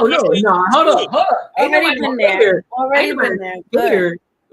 I just rather not go in there. What's the point of me going? What's over there for me? Ain't nothing over there for me. What's over there for me? Nothing. There's some bad bitches in there. There's some bad bitches out here in the other world too. So what we talk about is bad bitches in the suburbs, in the suburban area too. Well, I ain't got to worry. And there's women that'll put their hands on you out there too. They wild. Exactly. They'll do the same exact thing. And guess what? We still letting them know out the gate. You better not raise your hands up at me. Yeah, but if that wasn't something that y'all went over in the beginning, that's because it ain't never fucking happened. That's you don't even have to talk about that. That's not even a conversation. They be like, yo, they be like talking about, hey man, I don't know if we need to talk about this, but don't ever shit my bed. Don't be pissed. like it's common sense, man. You don't do that. You don't hit nobody. It ain't common sense. That's a conversation Johnny Depp should have had. See, he left that crazy bitch too. Good thing. Yeah, but he should have told Amber Heard, hey. Oh, you think she would have been like, okay? She would have been like, no, I would be slipping out. Don't put that shit on my fucking Egyptian cotton. I would never do that. That child was funny as hell. I wasn't working that whole month. I was done. I was watching that damn trial. I don't know, man. Y'all just, I don't know. If you got the capacity to rock with somebody like that, that's good. That's good. You got to be trolling, that's man. Your decision. Raw toxic. No, Raw toxic, bro. He toxic, bro. I'm healthy toxic though. It's different. Yeah, that nigga, he trolling. Toxic. I'm not. That's I'm like not. healthy but I'm not McDonald's. trolling though. I'm dead ass. Man, he's like, yo, don't do that shit no more. First time is a mistake. Second time is disrespect. If you do something 2 times, if I done had the opportunity to warn you once, like, hey. If she black your eye, you staying for real? She rock your jaw, you staying for real? Somebody catch you good. Catch you good. She knock you out, you staying for real? I don't care. What the fuck made you raise your fucking hand? If you do this shit again, it's not gonna go the way you want it to go. I don't care about all your fucking past. See, the problem that y'all don't understand is a lot of these bitches, you gotta fucking overcome all they fucking ex niggas that done fucking downloaded in their ass. That's somebody else. That's true. Somebody else might have fucking beat her ass and something you done did fucking mirror something that done happened and she fucking tweaked out and hit you. She ain't even mean to. She might even hit you and caught herself before the second swing came and like, oh shit. And then you be like, yeah, really? Oh shit. Like, she ain't gonna give me that. She's not gonna give me that same grace though. If I say the same, if I blame some other shit on someone and I haul off and hit her ass for no reason, I'm gonna say, oh, I got all this trauma. Ain't no way. She calling the cops. I'm going to jail. I'm losing my job. I'm losing all kinds of shit. Like, she's not gonna give me that same grace. She's not gonna give me the same grace. So I can't even say that. I'm gonna say probably about 98% of them. You fucking haul off and hit her. Believe me, bro. It's less than 98%. But at the same time, too, the thing is, everybody keep acting like shit's a fucking baseline standard. Men's category of standards are separate from women's category of standards. Ain't no such thing as a fucking double fucking standard. Hands down, yes. A man shouldn't hit a woman. Keyword woman. These little ass girls that be running around doing all this fucking little girl shit, beat the fuck out they dumb ass. Cause if you come over here thinking you what? You beat them up. You ain't beating nobody ass. What's wrong with you? You can't beat them up. What's wrong with you, my boy? See, if you want to be fit, masculine, and feminine, I'm gonna knock the masculine out your ass. You want to go to jail so bad. Now, if you want want to be problem. fit, feminine, You and want friendly, problem. My nigga. Roll you and friendly, and you just backslid one time because you had me fucked up with some fucking horror story from your memory bank, I'm gonna tell you one motherfucking time. The next time you do that shit, I'm packing your shit, and that's it. See, hey, you say you like you like niggas who've been through some shit. You should watch TK Kirkland shit. He talks about this all the time. He's like, man, people ask him all the time. And I start thinking about this too. He's like, could you ever hit a girl? He's like, fuck yeah, I'd knock the shit out of somebody. He said, that's why I don't be around them kind of bitches, because I know what I can do. Because they ain't worth me going to jail for it. That's what I'm saying. So I remove myself, bro. If you hit me and I give you the warning, then you feel like your actions can supersede my warning. God bless you. Because anything that happened, you asked for that. But there's something called correction. So I'm going to correct your action the first time.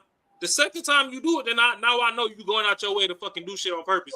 And you intentionally trying to disrespect me. I'm going to say that second time is definitely 100% going to happen. It's not definitely 100% going to happen. You can't say it. It might not be her hand, but it's definitely gonna be an object coming your way. 99.9%. She gonna get that second time. She gonna do it again. I can't hit you. I'm gonna throw something at your ass. Here we go. Not. See, now y'all the ones that's toxic. So you definitely accepted that shit. I remove myself, dog. I get out the way. I remove myself. I get out the way. I ain't got time. I don't want to correct nobody. Hell no. I don't got time for that. No, I don't need to correct you. I'm not talking about you. Hey, I correct children. I correct children. I correct children. I'm not correcting no grown ass woman. Nigga, you better come correct when you come in. You get in a relationship with a girl that is your child. I beg your pardon? That might be the problem. I never studied. No, I get it. No, I understand. I know exactly the sentiment. I know exactly the sentiment that you're talking about. And I agree. But guess what? She ain't raising her hands at me. She already know the program. She will not, because she already respect me enough not to do it. So yeah. With I agree with the correction aspect. Yeah, because there'll be certain things. Look, you on this program, I ain't on your program, and you ain't bigger than the program. But one thing you already know, not to raise your hands up at me. Regardless. There's a lot of corrections that go on, but you might not have known. Hitting somebody. Oh, she know, because she understand. Just how we know 304s, just how we know chicks that are virgins. They know a nigga who not to raise their hand up at. That's a fact. Women ain't dumb. They know who not to raise their hand up. They know niggas who they gonna raise their hand up at. They know the toxic niggas. They know that shit. And so when you already present yourself a certain way, these chicks know not to raise their hands up at you. That's a fact. All I'm saying is, that's a problem. So that's why all right, so boom, let's bring the square root back down to Sha'Carri. Mm-hmm. Sha'Carri, whatever. However, because I know she like to correct people on the pronunciation of her name, even though the shit from fucking Section 8. But the thing is, boom, she just got out of a toxic ass relationship with her little lesbian partner that she had. Oh, she had a lesbian partner? That's what's alleged. The relationship before this dude, she was with a girl. Yeah. That was toxic. You already went over the stats. The highest level of fucking toxic relationship is the lesbian Jones. Yep. Now she with this dude. He's an athlete.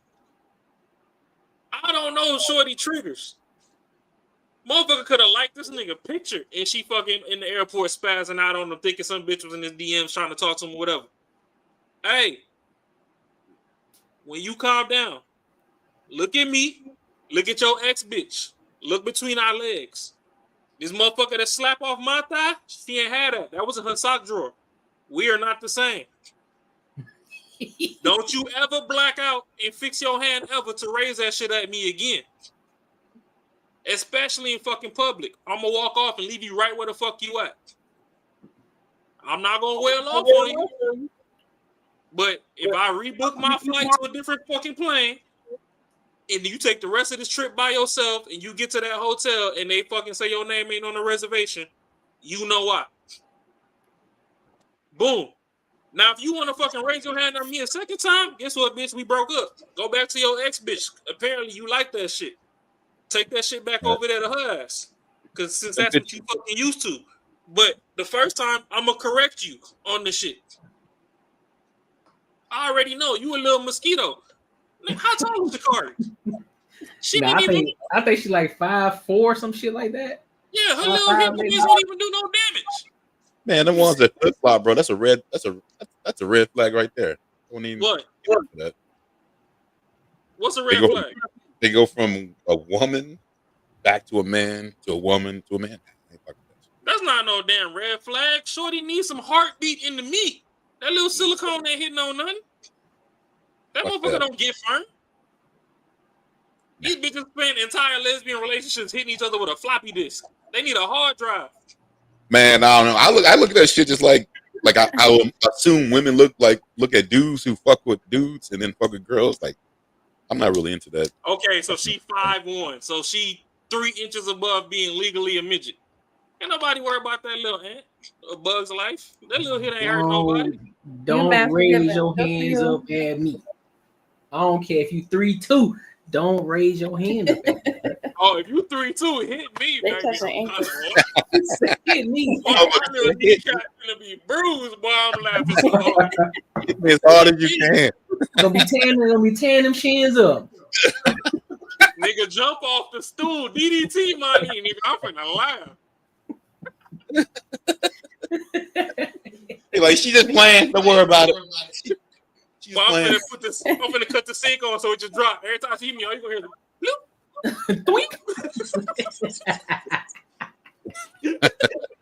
ain't nobody sweating that little ass shit. Bro, what the fuck, bro?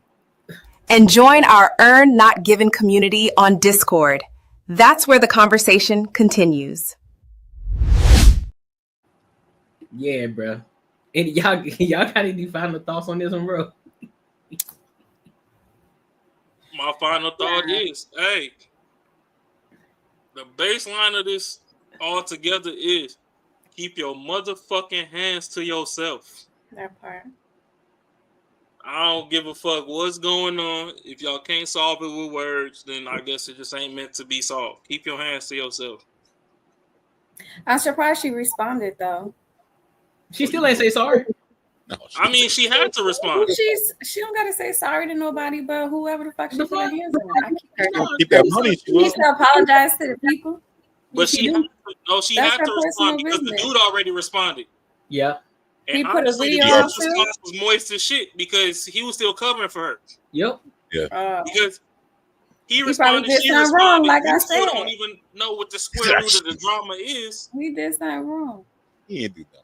Nah, What you mean he did something wrong? Nah, okay, you That's gotta why unbox she was this. mad. No. That's why he was covering it up. K trolling. K trolling. He did something wrong. He was like, my bad.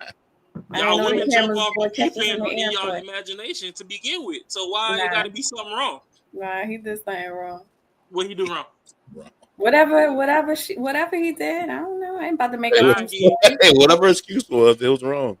Hey, he forgave her. He covered for her, and they still good. So I beg your pardon. That's just because he's trying that's to get what it was. You trying He to don't get want that y'all fucking up. He don't want y'all fucking up his clap session. He Yeah, know he said the wrong thing. The He woman said, mind your was business. good. Gonna rain on his like her. campaign. He He can't like, like, well, he said it's the first time. She got he going after her fame, bro. That's what he's really into. Like, that she's famous and he thinks he can get on from that shit too.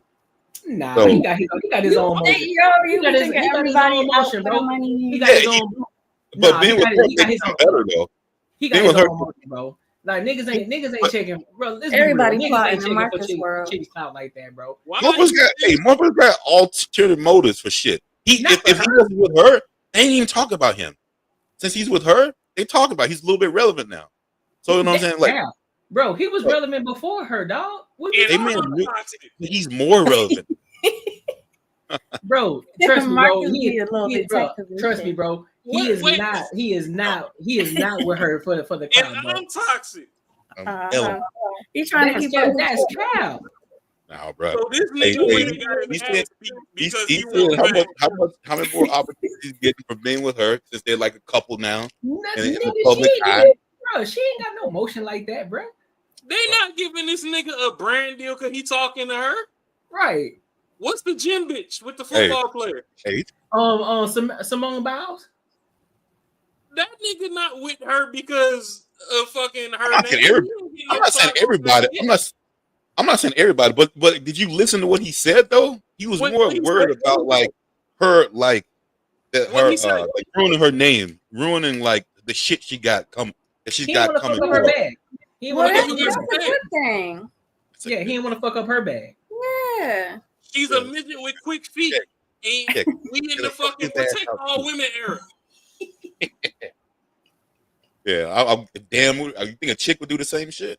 She beating out Macho Man. Yes, they do that. She's doing it. Fuck no, they don't.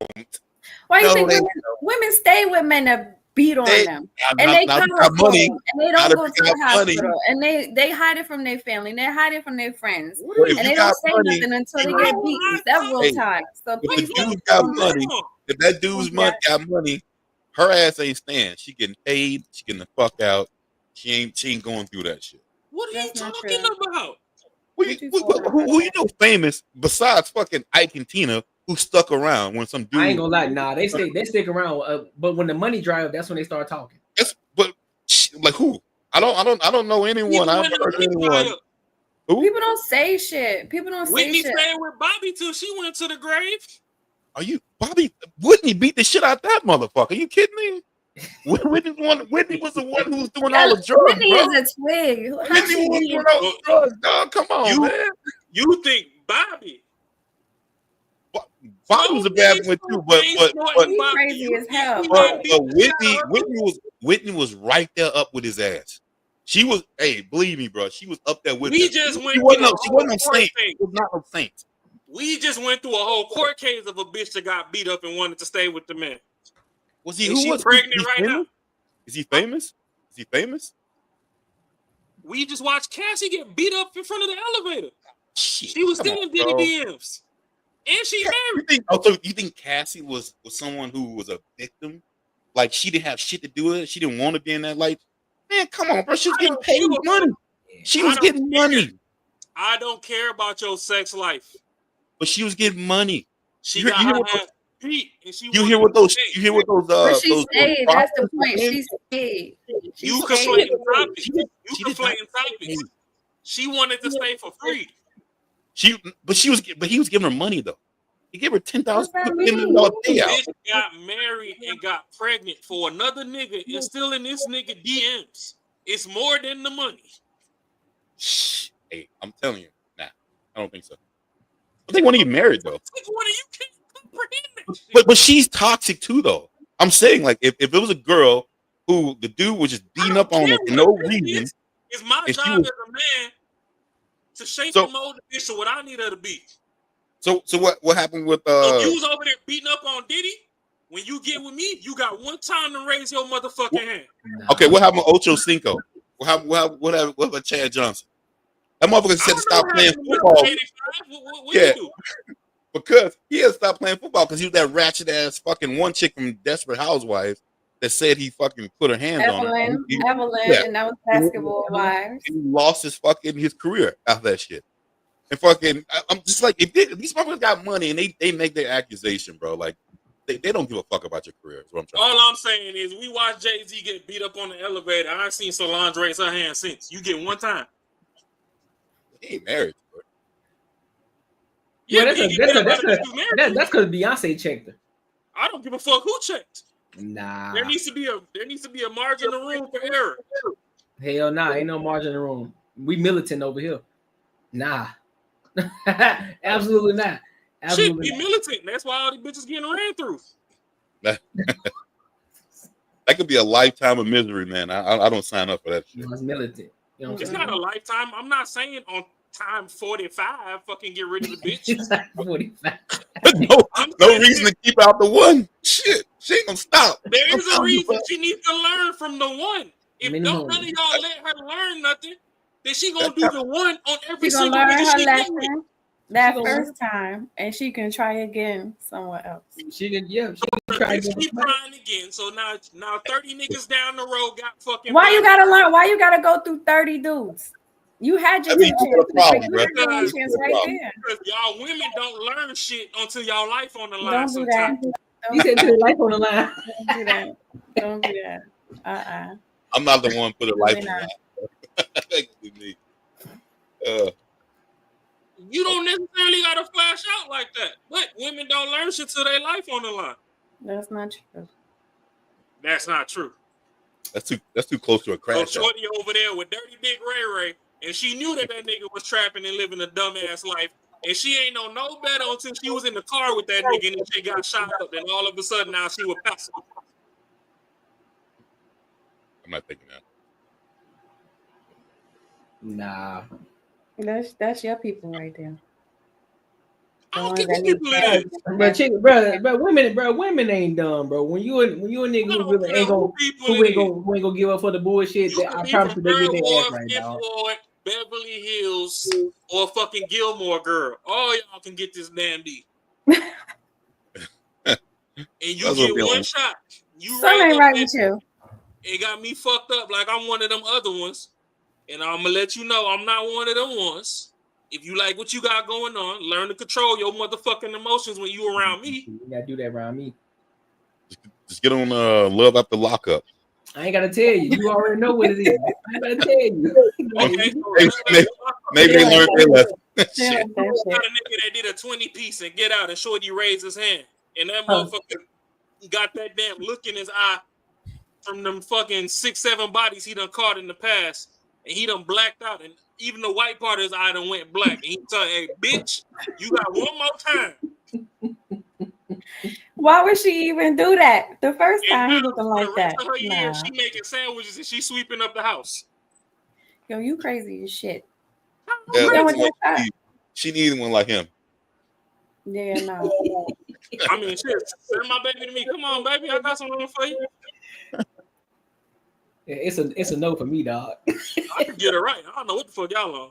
Listen, bro, I get it right without doing all that. See, you doing too much work. Yeah, of course. You running away. God, it's too much work. She already know how to come correct. Hey, baby, listen. You raise your hands at me, you gonna see them motherfucking tail lights. See, look, you talking. Just send her the roll. That's you talking. I don't talk. I don't gotta say nothing. She know what it is. What we talking about? She know what it is. I don't gotta say nothing to her. She gonna be over there on Fresh and Fit. Yeah, I used to date Courtney, and I don't know what I did. And nigga just left me. He could have just told me he was talking to these hoes while he was talking to me. Listen, she know what it is, bro. Like, listen, these hoes, these girls are smart, bro. They know what it is. They know a toxic nigga, and they like toxic. They like toxic, but when they understand the nigga who's on his A game, they know what time it is. They know not to play. I don't gotta say it. Okay. Listen, y'all both seen me. I ain't small, bro. I'm a broad nigga, so automatically in itself, bro. Just the presence alone, we good. You ain't got to. All I'm saying is when your computer catch a virus, you don't necessarily got to throw the bitch away. Sometimes you just got to install the antivirus, flash that bitch, and keep going. You so nice and patient and kind. I am. Well, we ain't talking about like she wrecked the car, bro. We talking about she hit me. I see. I mean, like, I put a lot of money in the cars. Bitch, like my car, she gone. I don't give a fuck. He said, if you curb my wheels in the drive-through, bitch, be gone. That's a one strike right there. That's like, oh, man. These 4 Gianos and 6 bands of wheel. Bitch, you scratched it? You got to go. You costing me money. You gotta go out. Money. Oh shit. Bruh. He's talking about she want to take a trip, but she scratched my rim. Bitch, that was the trip. Bye. Take this trip out my life.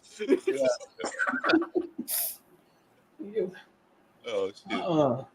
Yeah, that's a fact. That's a fact, bro. That's a fact. Listen, make sure y'all like, comment, subscribe for the algorithm, and y'all hit that bell notification, bro.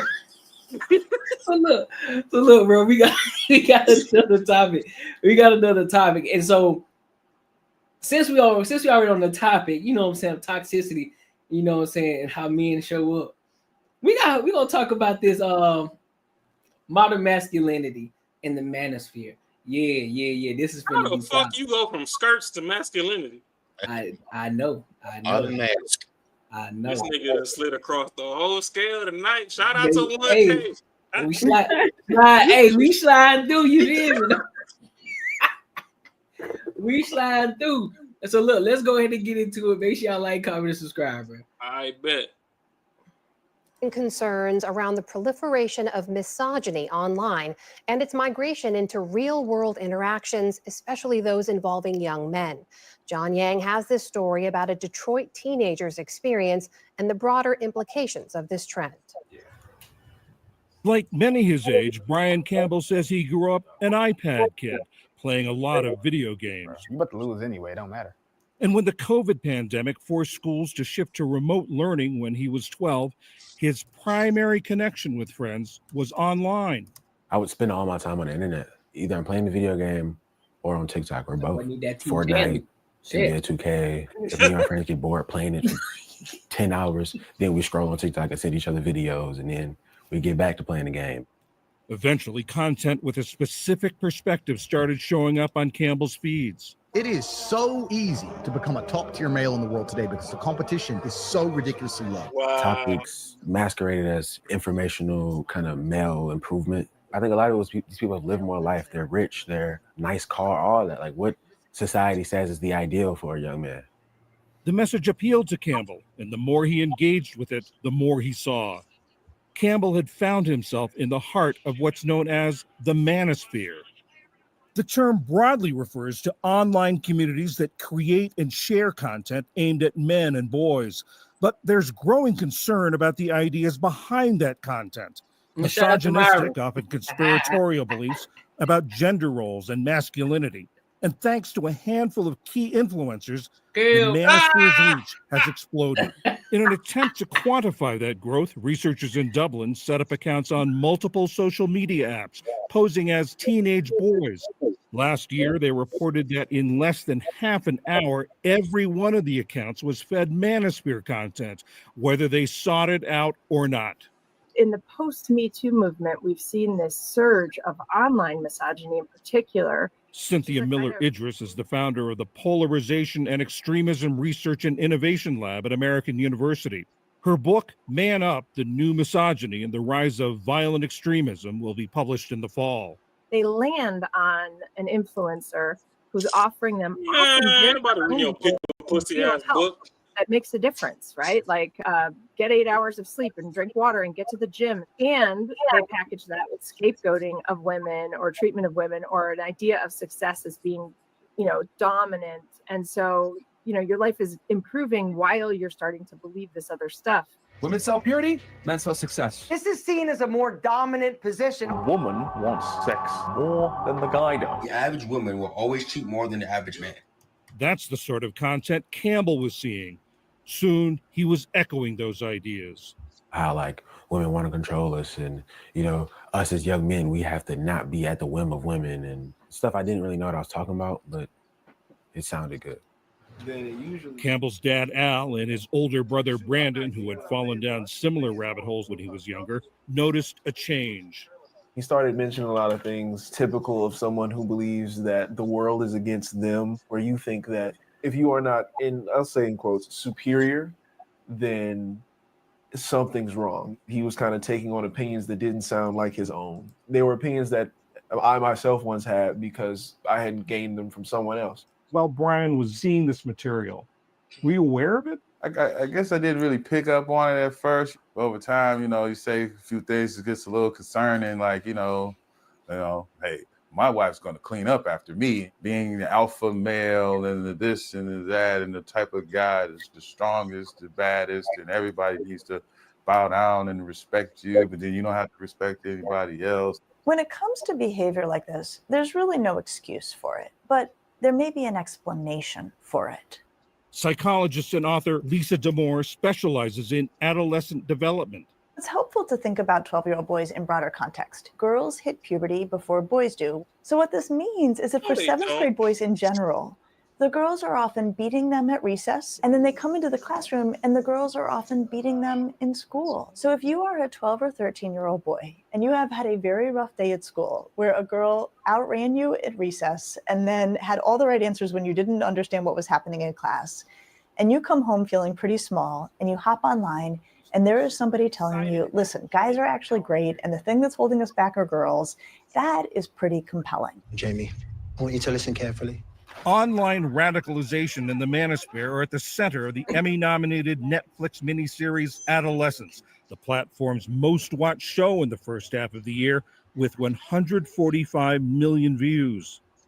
It's a fictional account of how these influences lead a teenage boy to murder a female classmate. It's a call to action by the manosphere. 80% of women are attracted to 20% of men. You must trick them because you'll never get them in a normal way.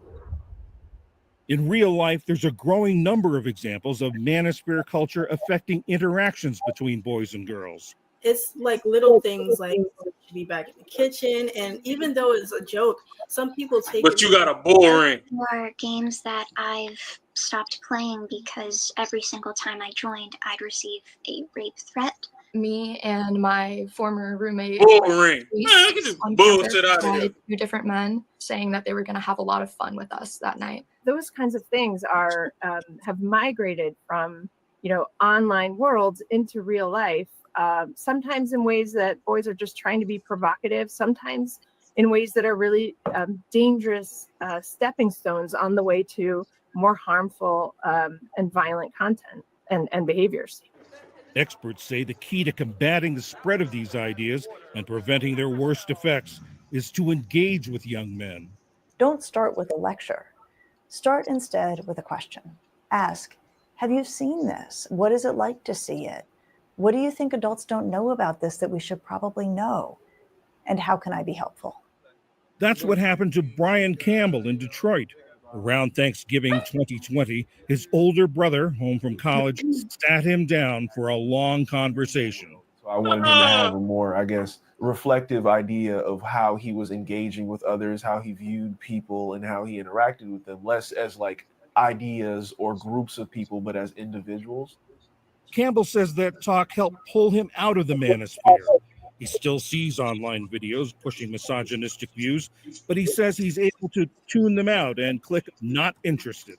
A lot of it was like reminding myself about people in my life, like my grandma, my mom, like remembering that like there are real life women in my life. You said it, not me. There's more to it than what the internet shows. This fall, Campbell will be a senior in high school. His summer is filled with internships and other programs. Now, when he hears friends make misogynistic comments, he tries to speak up. What I won't do, he says, is be complicit. For the PBS NewsHour, I'm John Yang in Detroit. Who want to go? Kate, what you got? Nope, I'm not going first. Why not? But y'all always want me to say what I gotta say, and then y'all want to attack me. No, say what y'all gotta say about it. I mean, this is for your people. What? This is for your people. This is y'all people too. I ain't got shit to do with me. What you I got, ain't never been misogynistic. Yeah. I mean, it's just bullshit. It's like a woman's view of what they interpret that this is. I mean, anyone can talk about whatever. Like they can give you advice on whatever, but you gotta mold it to how you are. They give the key elements to being a man in your relationship. It's not everything that they do. You don't have to follow every exact thing that they do, and that's just common sense. Like you got to be able to follow, but they give you the main tools of how it should be.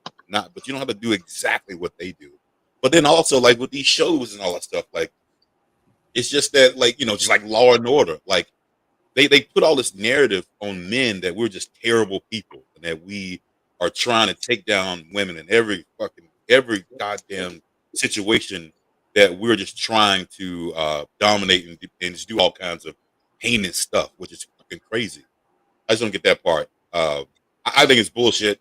It is what it is. They're just trying to take anything that's masculine about a man and make it as that it's a bad thing. Boys are gonna do that. Boys are gonna try to have sex with girls. I mean, that's just what you're gonna try to do. Like, why are they trying to say that's not normal? That's not how it hasn't been since, fuck the beginning. That's what boys want to do. They want to fucking fuck chicks. And I was trying to fuck since I was 12.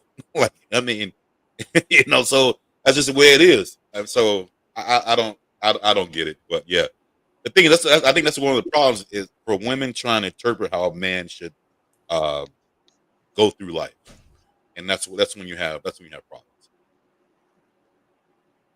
Raw, what you got?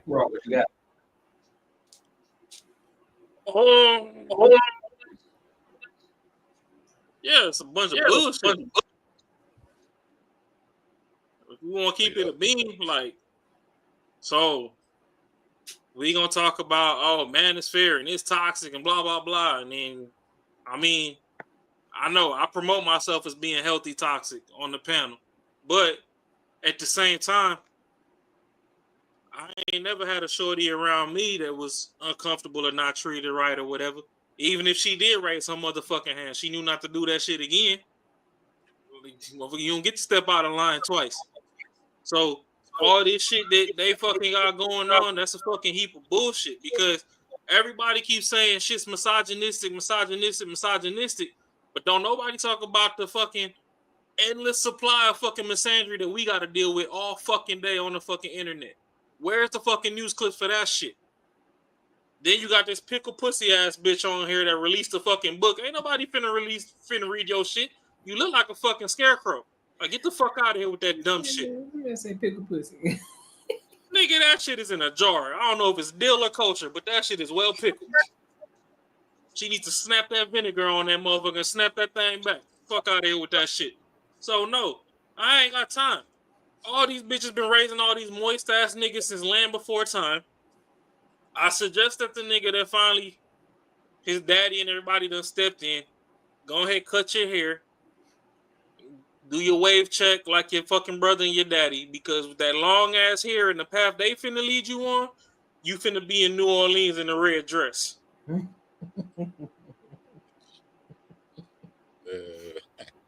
Because they telling you to soften up, but they telling all the bitches to play you for your fucking pockets. They telling all the bitches that when it's time for date night, if you conform to the date that they want, that's gonna actually make them happy because they finally done told you what the fuck they wanted, they gonna cancel that date on your ass. So no, be misogynistic, nigga. If you want to go play basketball and you just want her to sit on the bench and watch you and watch your meat jump in your shorts because she's finna get that meat next after 10 p.m., take her to the basketball game. Fuck that hookah lounge. Because at the end of the day, the motherfuckers is trying to save you from some shit that's oh so fucking misogynistic and oh so manosphere or whatever. They not finna get you no ass. So all this shit that they run all these news clips on, fuck that, because now you got Sha'Carri over here with a fucking lesbian. She come back to the men's side. She beating up on men. Ain't nobody want to hold her dumb ass accountable. You got all these motherfuckers fucking being moist, left, right, and center. Y'all was mad at Trump. Trump talking about grab him by the pussy. It's 2025. A motherfucker might want to squeeze the middle part and make sure that that's what's there.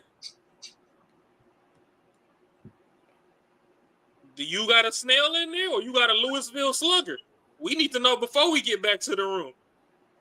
Because if I got to dig and you got to dig, I must have quit. I got to go. That's my first time. You got one time. No, you ain't pulling out no damn pistol on me.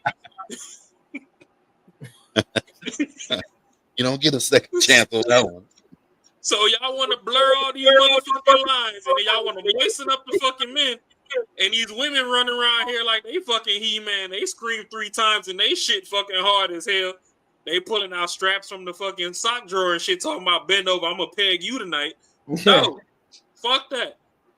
You need to go out there, level up. That nigga's in Detroit. He needs to call Anton Daniels to get a coaching call because his daddy and his brothers leading down the wrong way. Nigga, you need to get to some money because it's a lot of bitches that'll use you for your dick.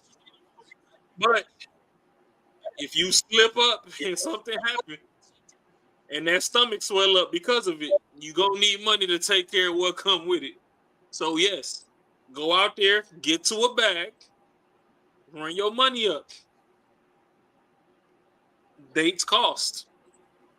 Anything she asks you for cost. Shit you want to do cost. Living in a nice area cost. You don't want to be on Section 8. That's for bum ass niggas. And niggas that live on Section 8 from the time that they born till they die, use a bum ass nigga. You heard it here first. I don't give a fuck. That shit is for you to utilize for a time to get on your feet. If you want to use that shit as crutches for your whole fucking life, use a bum. That's why Carnival kicked you off their cruise ship. So get your motherfucking money up. Learn how to act right. Don't be fucking swinging on women. Now, it's controversial. You can leave if they swing on you once, depending on the age. If you 21 and shorty swing on you, yeah, all right, get ghost. If you 39, shorty might have been through some things. Just redirect her. If she can't take direction, you can't teach the old bitch new tricks. Then leave after that. But yeah, no, all this fucking shit that they fucking got out there, they want the whole fucking world of men to fucking be in skirts, and I'm not going. And I don't mind having 10 bitches, but I don't want 20. Like shit, I can't fuck all these hoes. So leave some straight men out of traffic. Niggas need to get on their purpose. Get to a bag, get some success up under you.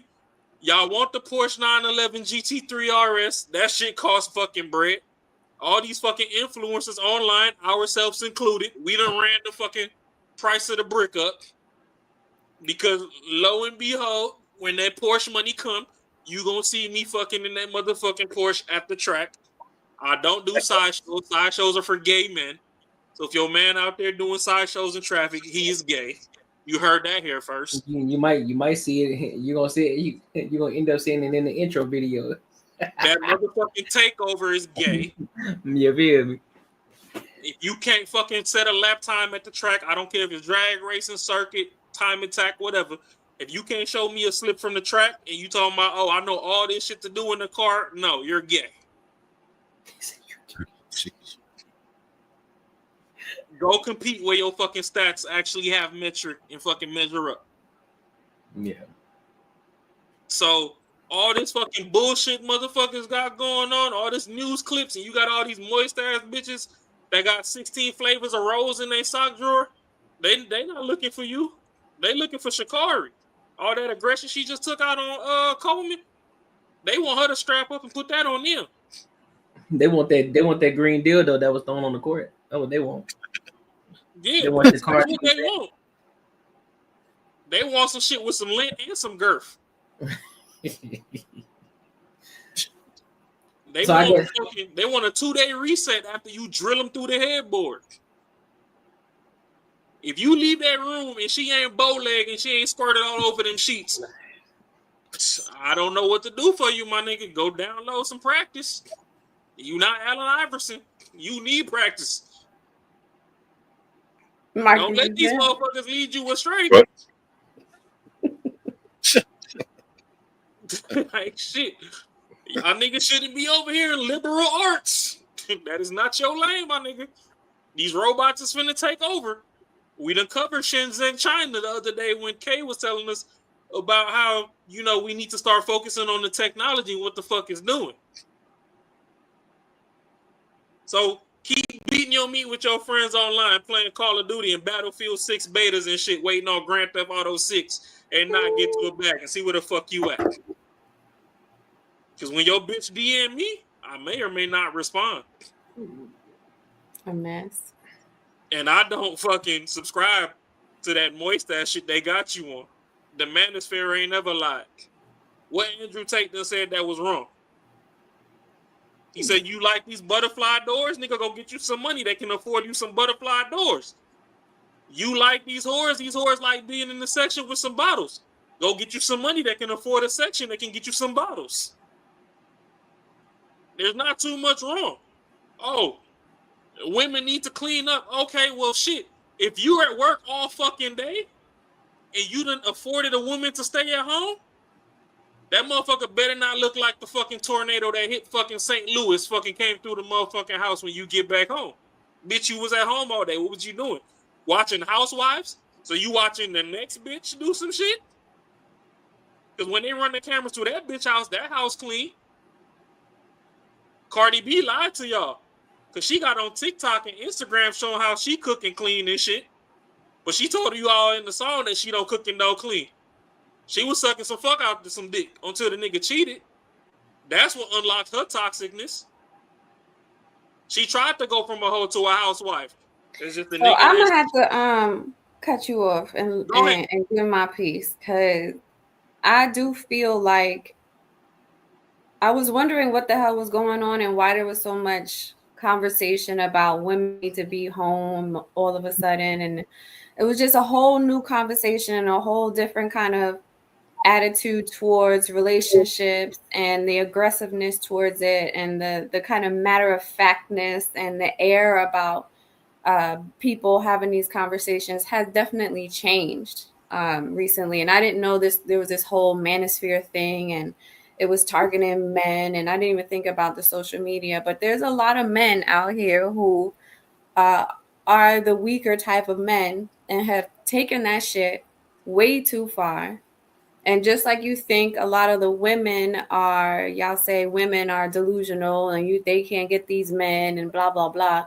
There's a lot of men that have taken that shit and gone delusional and have lost their minds with it too. And a lot of these podcasts, I can't even watch that Fresh and Fit shit. It's so repulsive and hard to watch as a woman, because he's so egotistical. His entire personality is just, it's very off-putting. And I don't know why these women go on this stupid ass podcast to talk about this dumbass shit, but it's disgusting. And I don't support it. I would not want my daughter to date this guy and men that are all aggressive. Y'all, because y'all really do come across, when a lot of these conversations, y'all really do come across as if you hate women, as if you have something against women, as if they're not. Hold on to your point. I'm gonna just drop this in there. We don't hate y'all.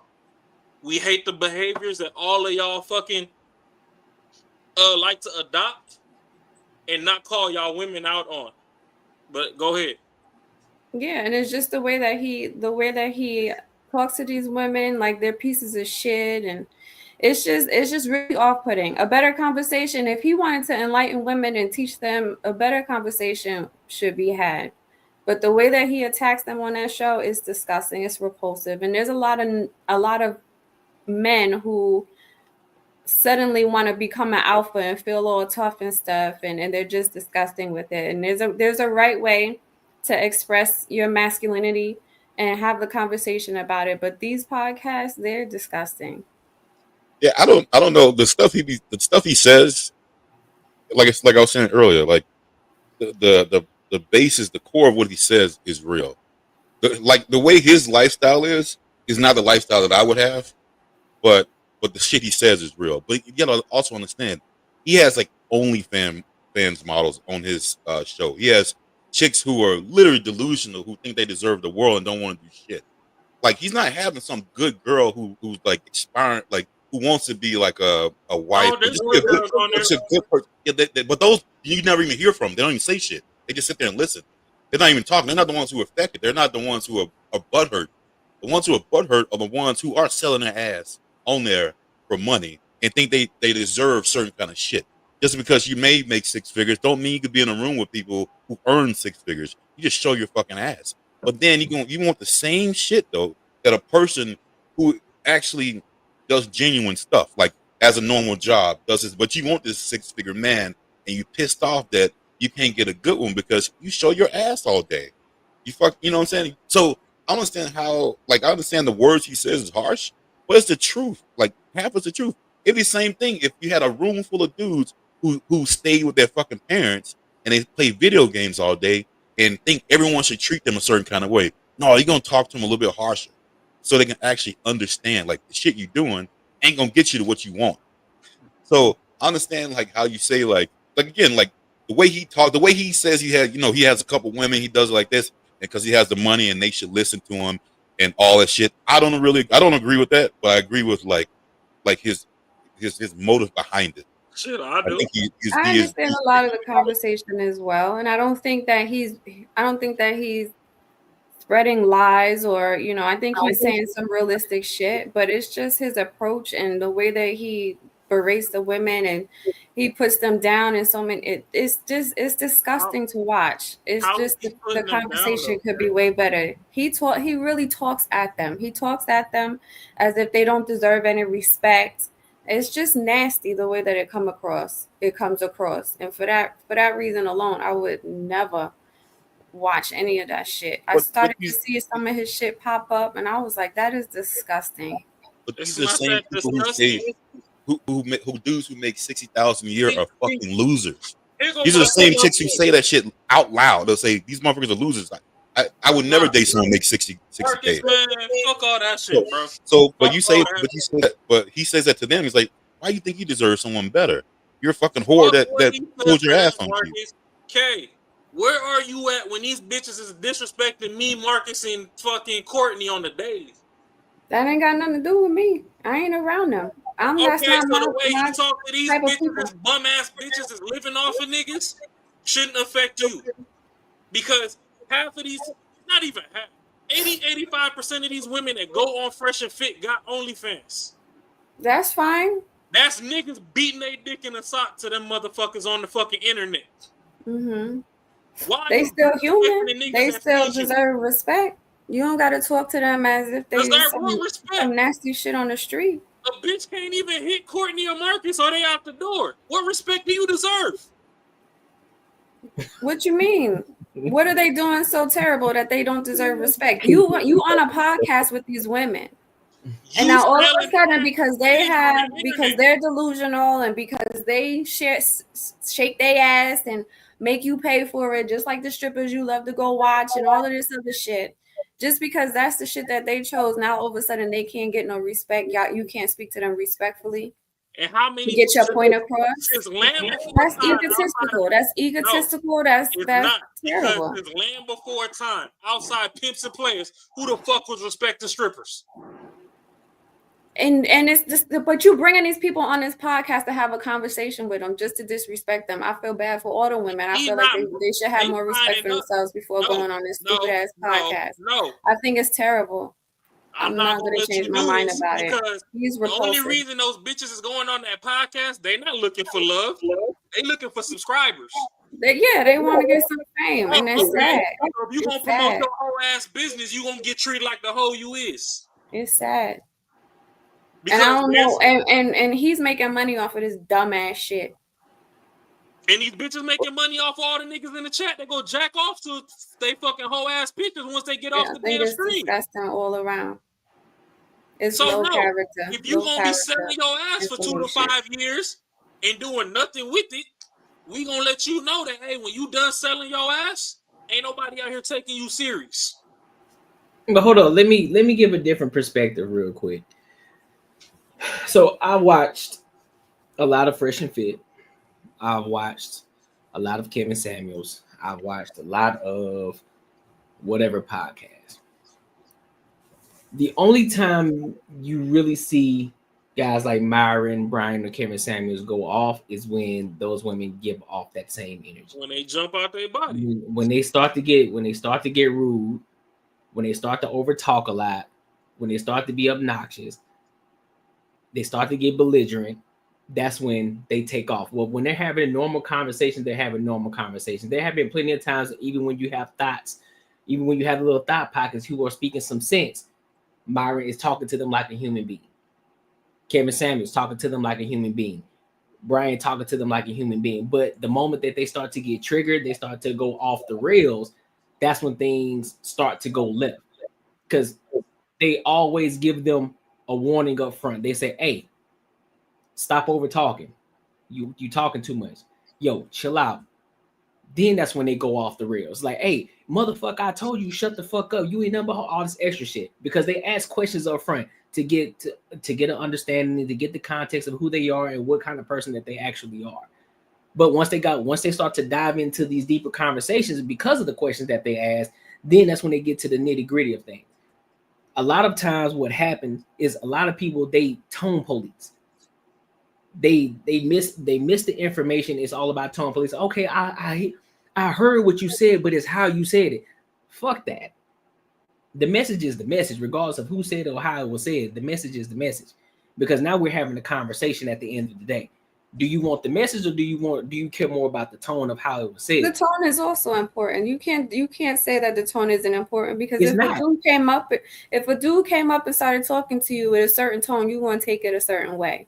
If a dude came up and started talking to you with a calm tone, with a soft tone, with a respectful tone, you're going to take it a certain way. It's the context in which you deliver that tone.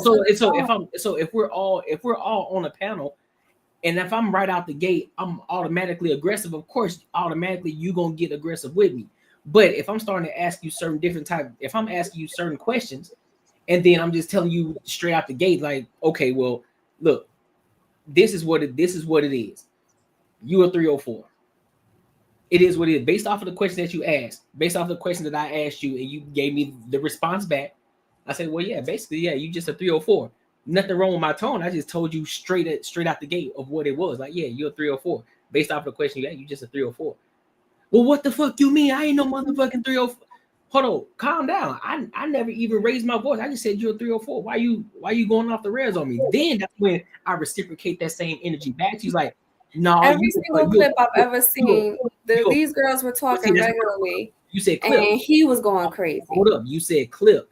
That's the problem. You said clip. You got to watch the video. You got to watch everything. So the clips are supposed to bring you to watch the show. I'm not watching the show if that's the shit that you're showing. So that's the thing. That's what happened with the Kevin Samuels situation.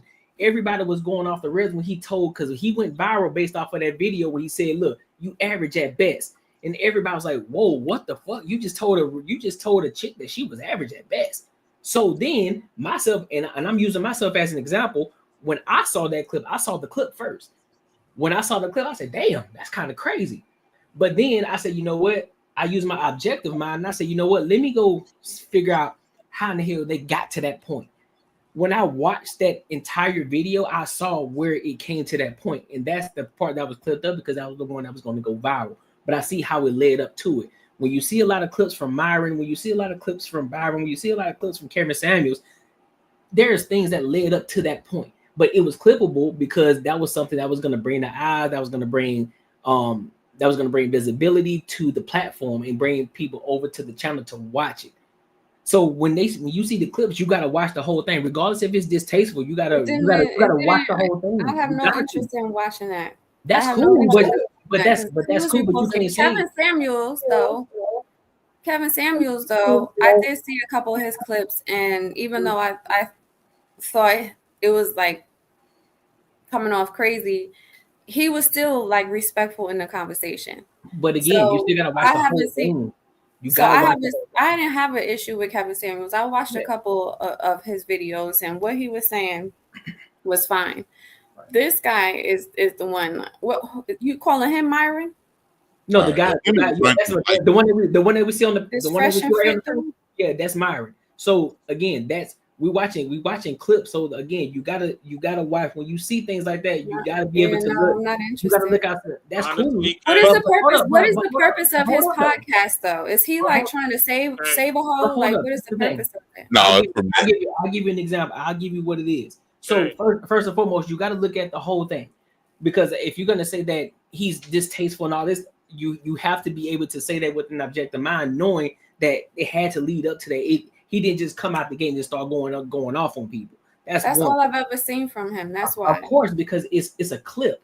you can't get you're not going to get the full That's context smart. off of a 30-second clip.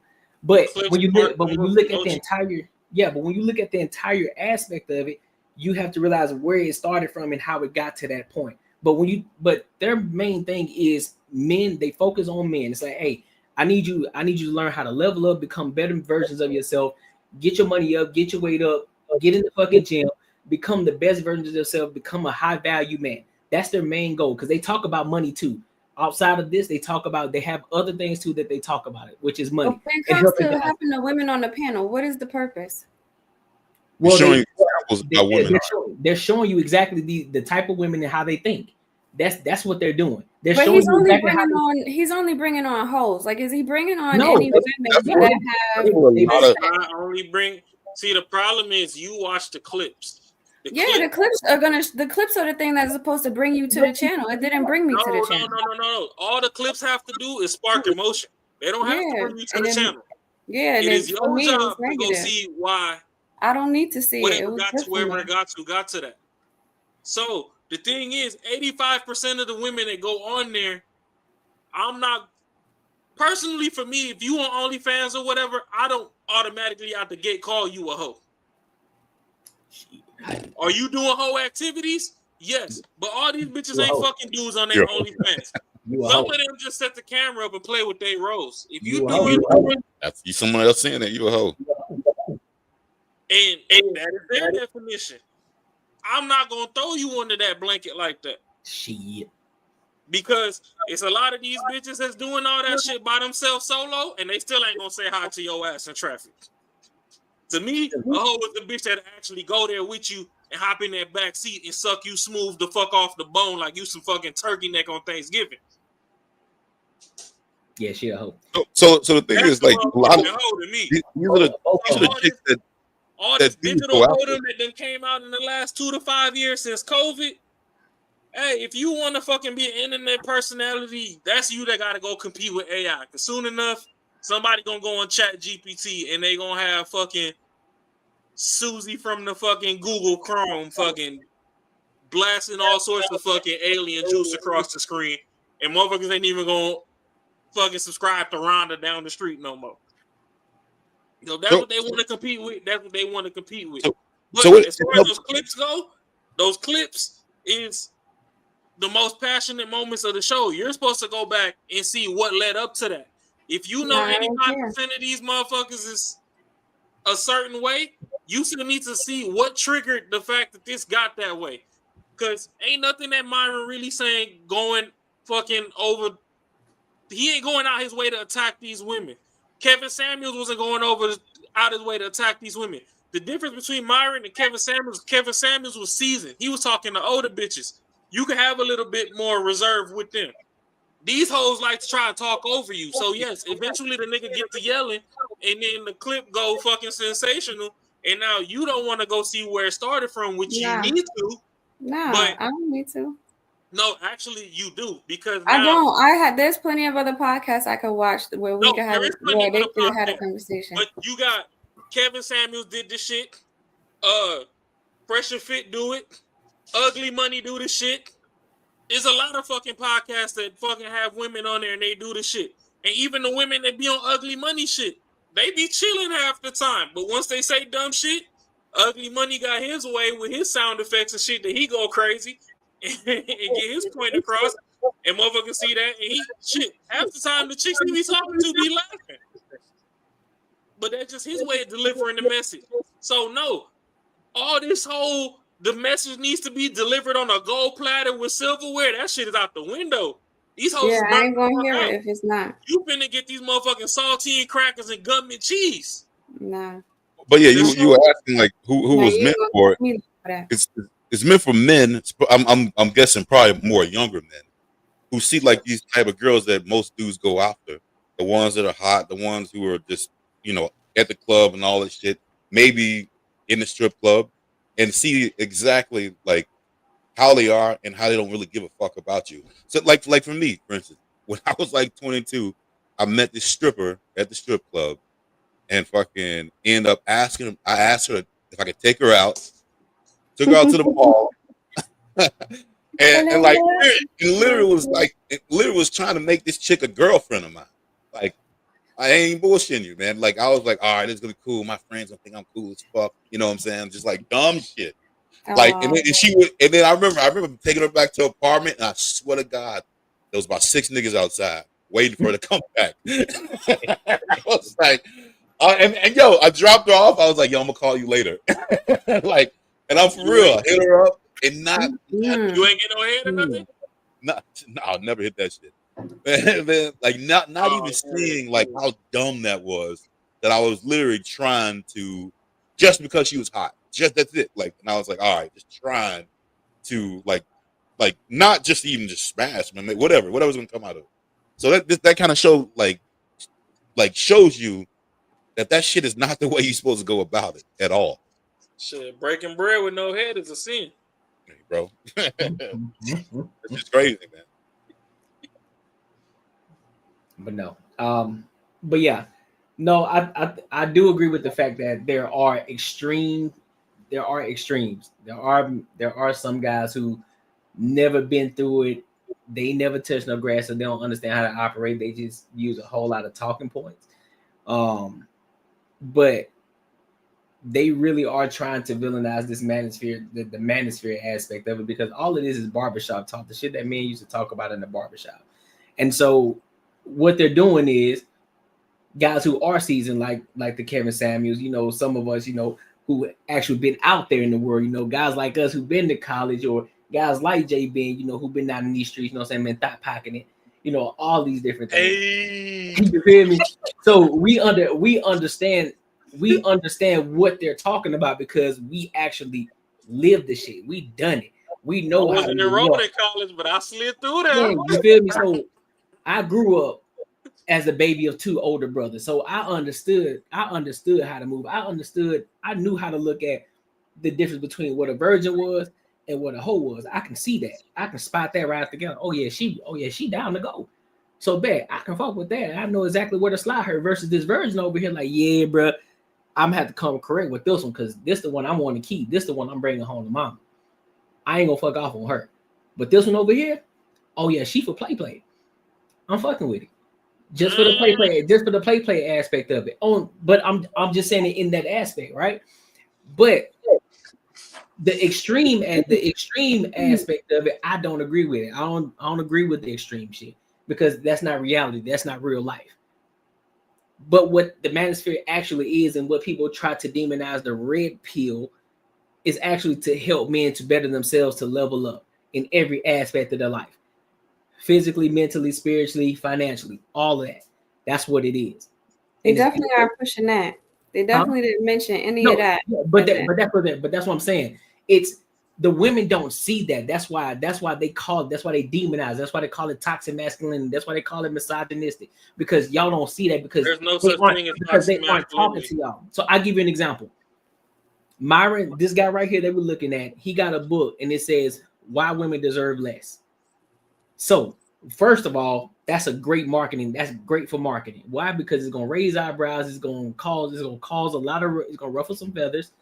But the ultimate meaning behind it is not the fact that you necessarily deserve less, but it's the fact that a lot of men who do simp for these women, but these women don't reciprocate that same energy that those simps are giving them. That's what it is. So you deserve less. So you as a woman, you deserve less because you're not even reciprocating the same energy that this man is giving to you. He's doing everything that you want this man to do. You know how a lot of women say, I want this man to be nice, charismatic. I want him to spend the money. He's doing all of that, but you aren't reciprocating that same energy. So therefore you deserve less. You deserve far less than what you get.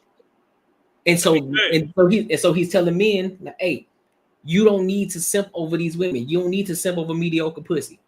That's what he's telling them. You don't need to simp over that. You need to become the best version of yourself, and these women need to chase you, because if they want this man that's the top tier man making X amount of dollars, you know, he's fit, he's everything that a woman wants, the laundry list, he checks the boxes on all the laundry list of shit.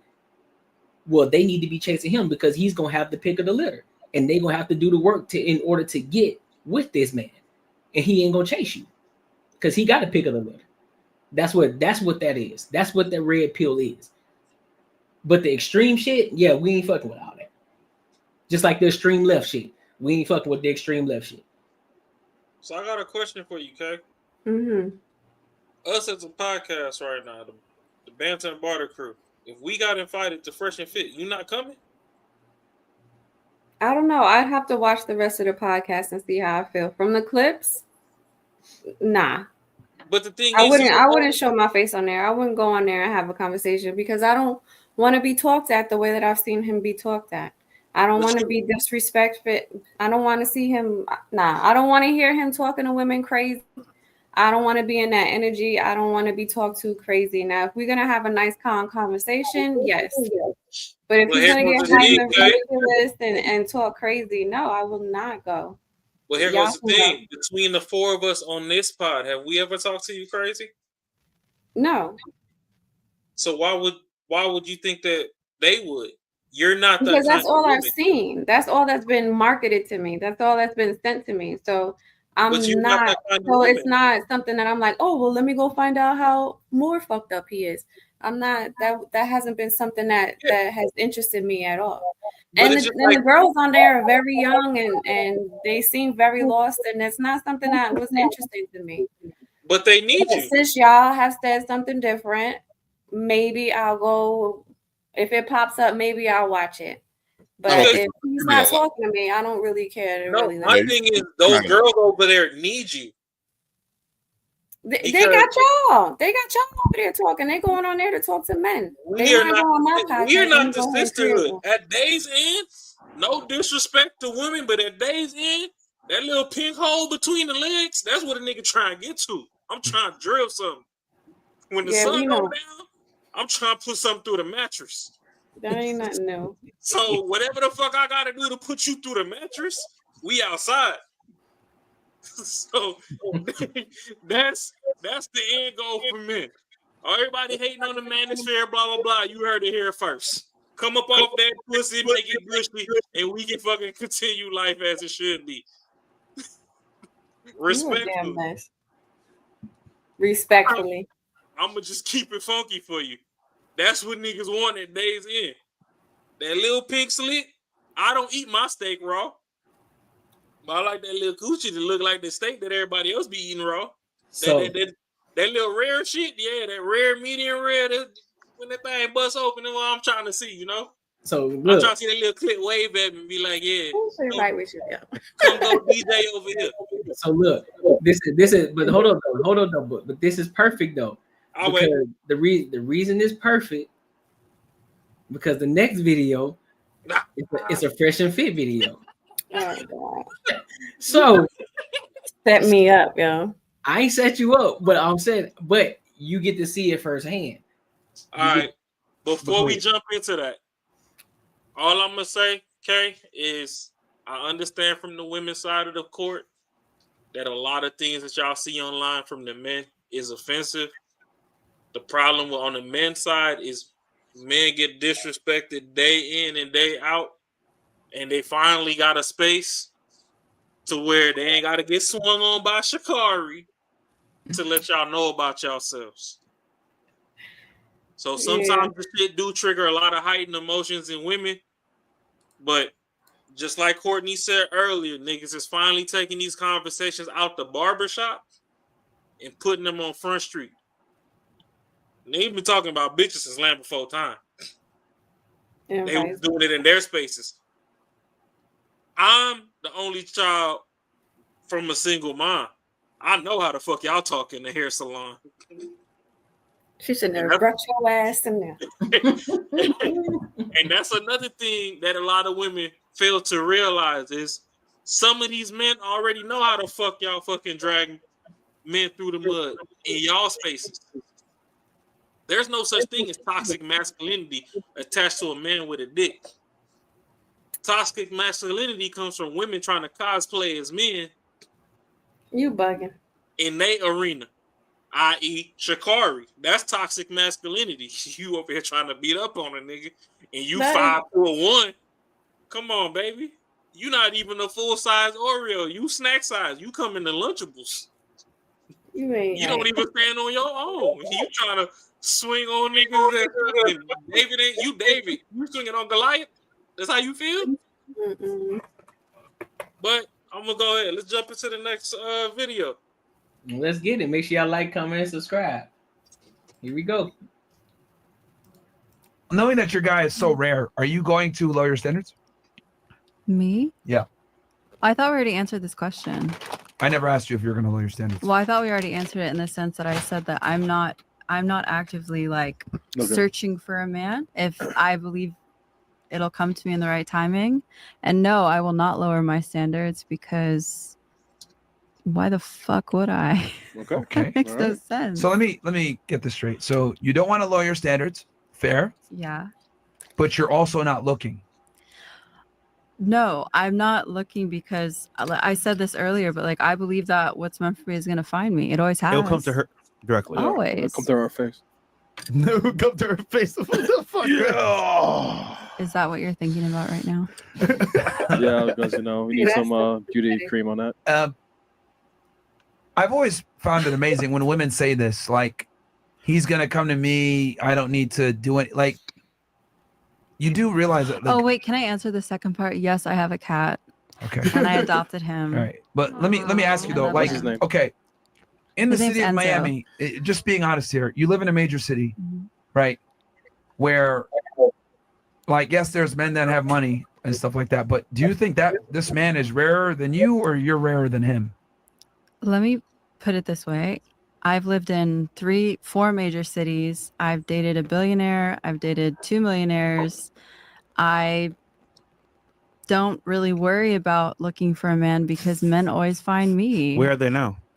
They're gone. We still know each other, but at the end of the day, I moved to Miami. I've left I left London for LA. I left LA for Miami, and if I'm meant to end up with one of them, I will. Like, Did you marry any of those guys? Why is marriage the only option? Okay. Did any of them propose to you? Yeah. No. Wow. Don't you think that's telling? No, actually. Because I like that would Okay, mean let that me- I was looking as well. Like I was that would mean that I was prepared for a serious relationship. I was not prepared for a serious relationship. I mean, you can say what you Okay. want. Let me ask you this then. Let's go through. What would you define? What would make a man a loser in your eyes? Ooh, I think cheating. I'm sure you met a bunch of them. Okay. Keep turning the ear. I think cheating is one of them. Okay, cheating. Fair enough. What I else? think cheating is the top one for me. Honestly, I mean, I think Did it's those hard to guys that judge you had people. before cheat on you? Don't lie. Yeah, one did. Makes The sense. millionaire or the billionaire? Millionaire. The billionaire did it? No, we just went our separate ways, but we're still friends. This is when I lived in Europe, so I wouldn't have stayed in Europe. Like Hey, the Court, thing. pause it real quick. Okay. Yeah. Do you see this girl's face? She cute to you? I mean, millionaires date everybody. Like, it wouldn't be outlandish for her to be dating a millionaire. There's tons of fucking millionaires out there.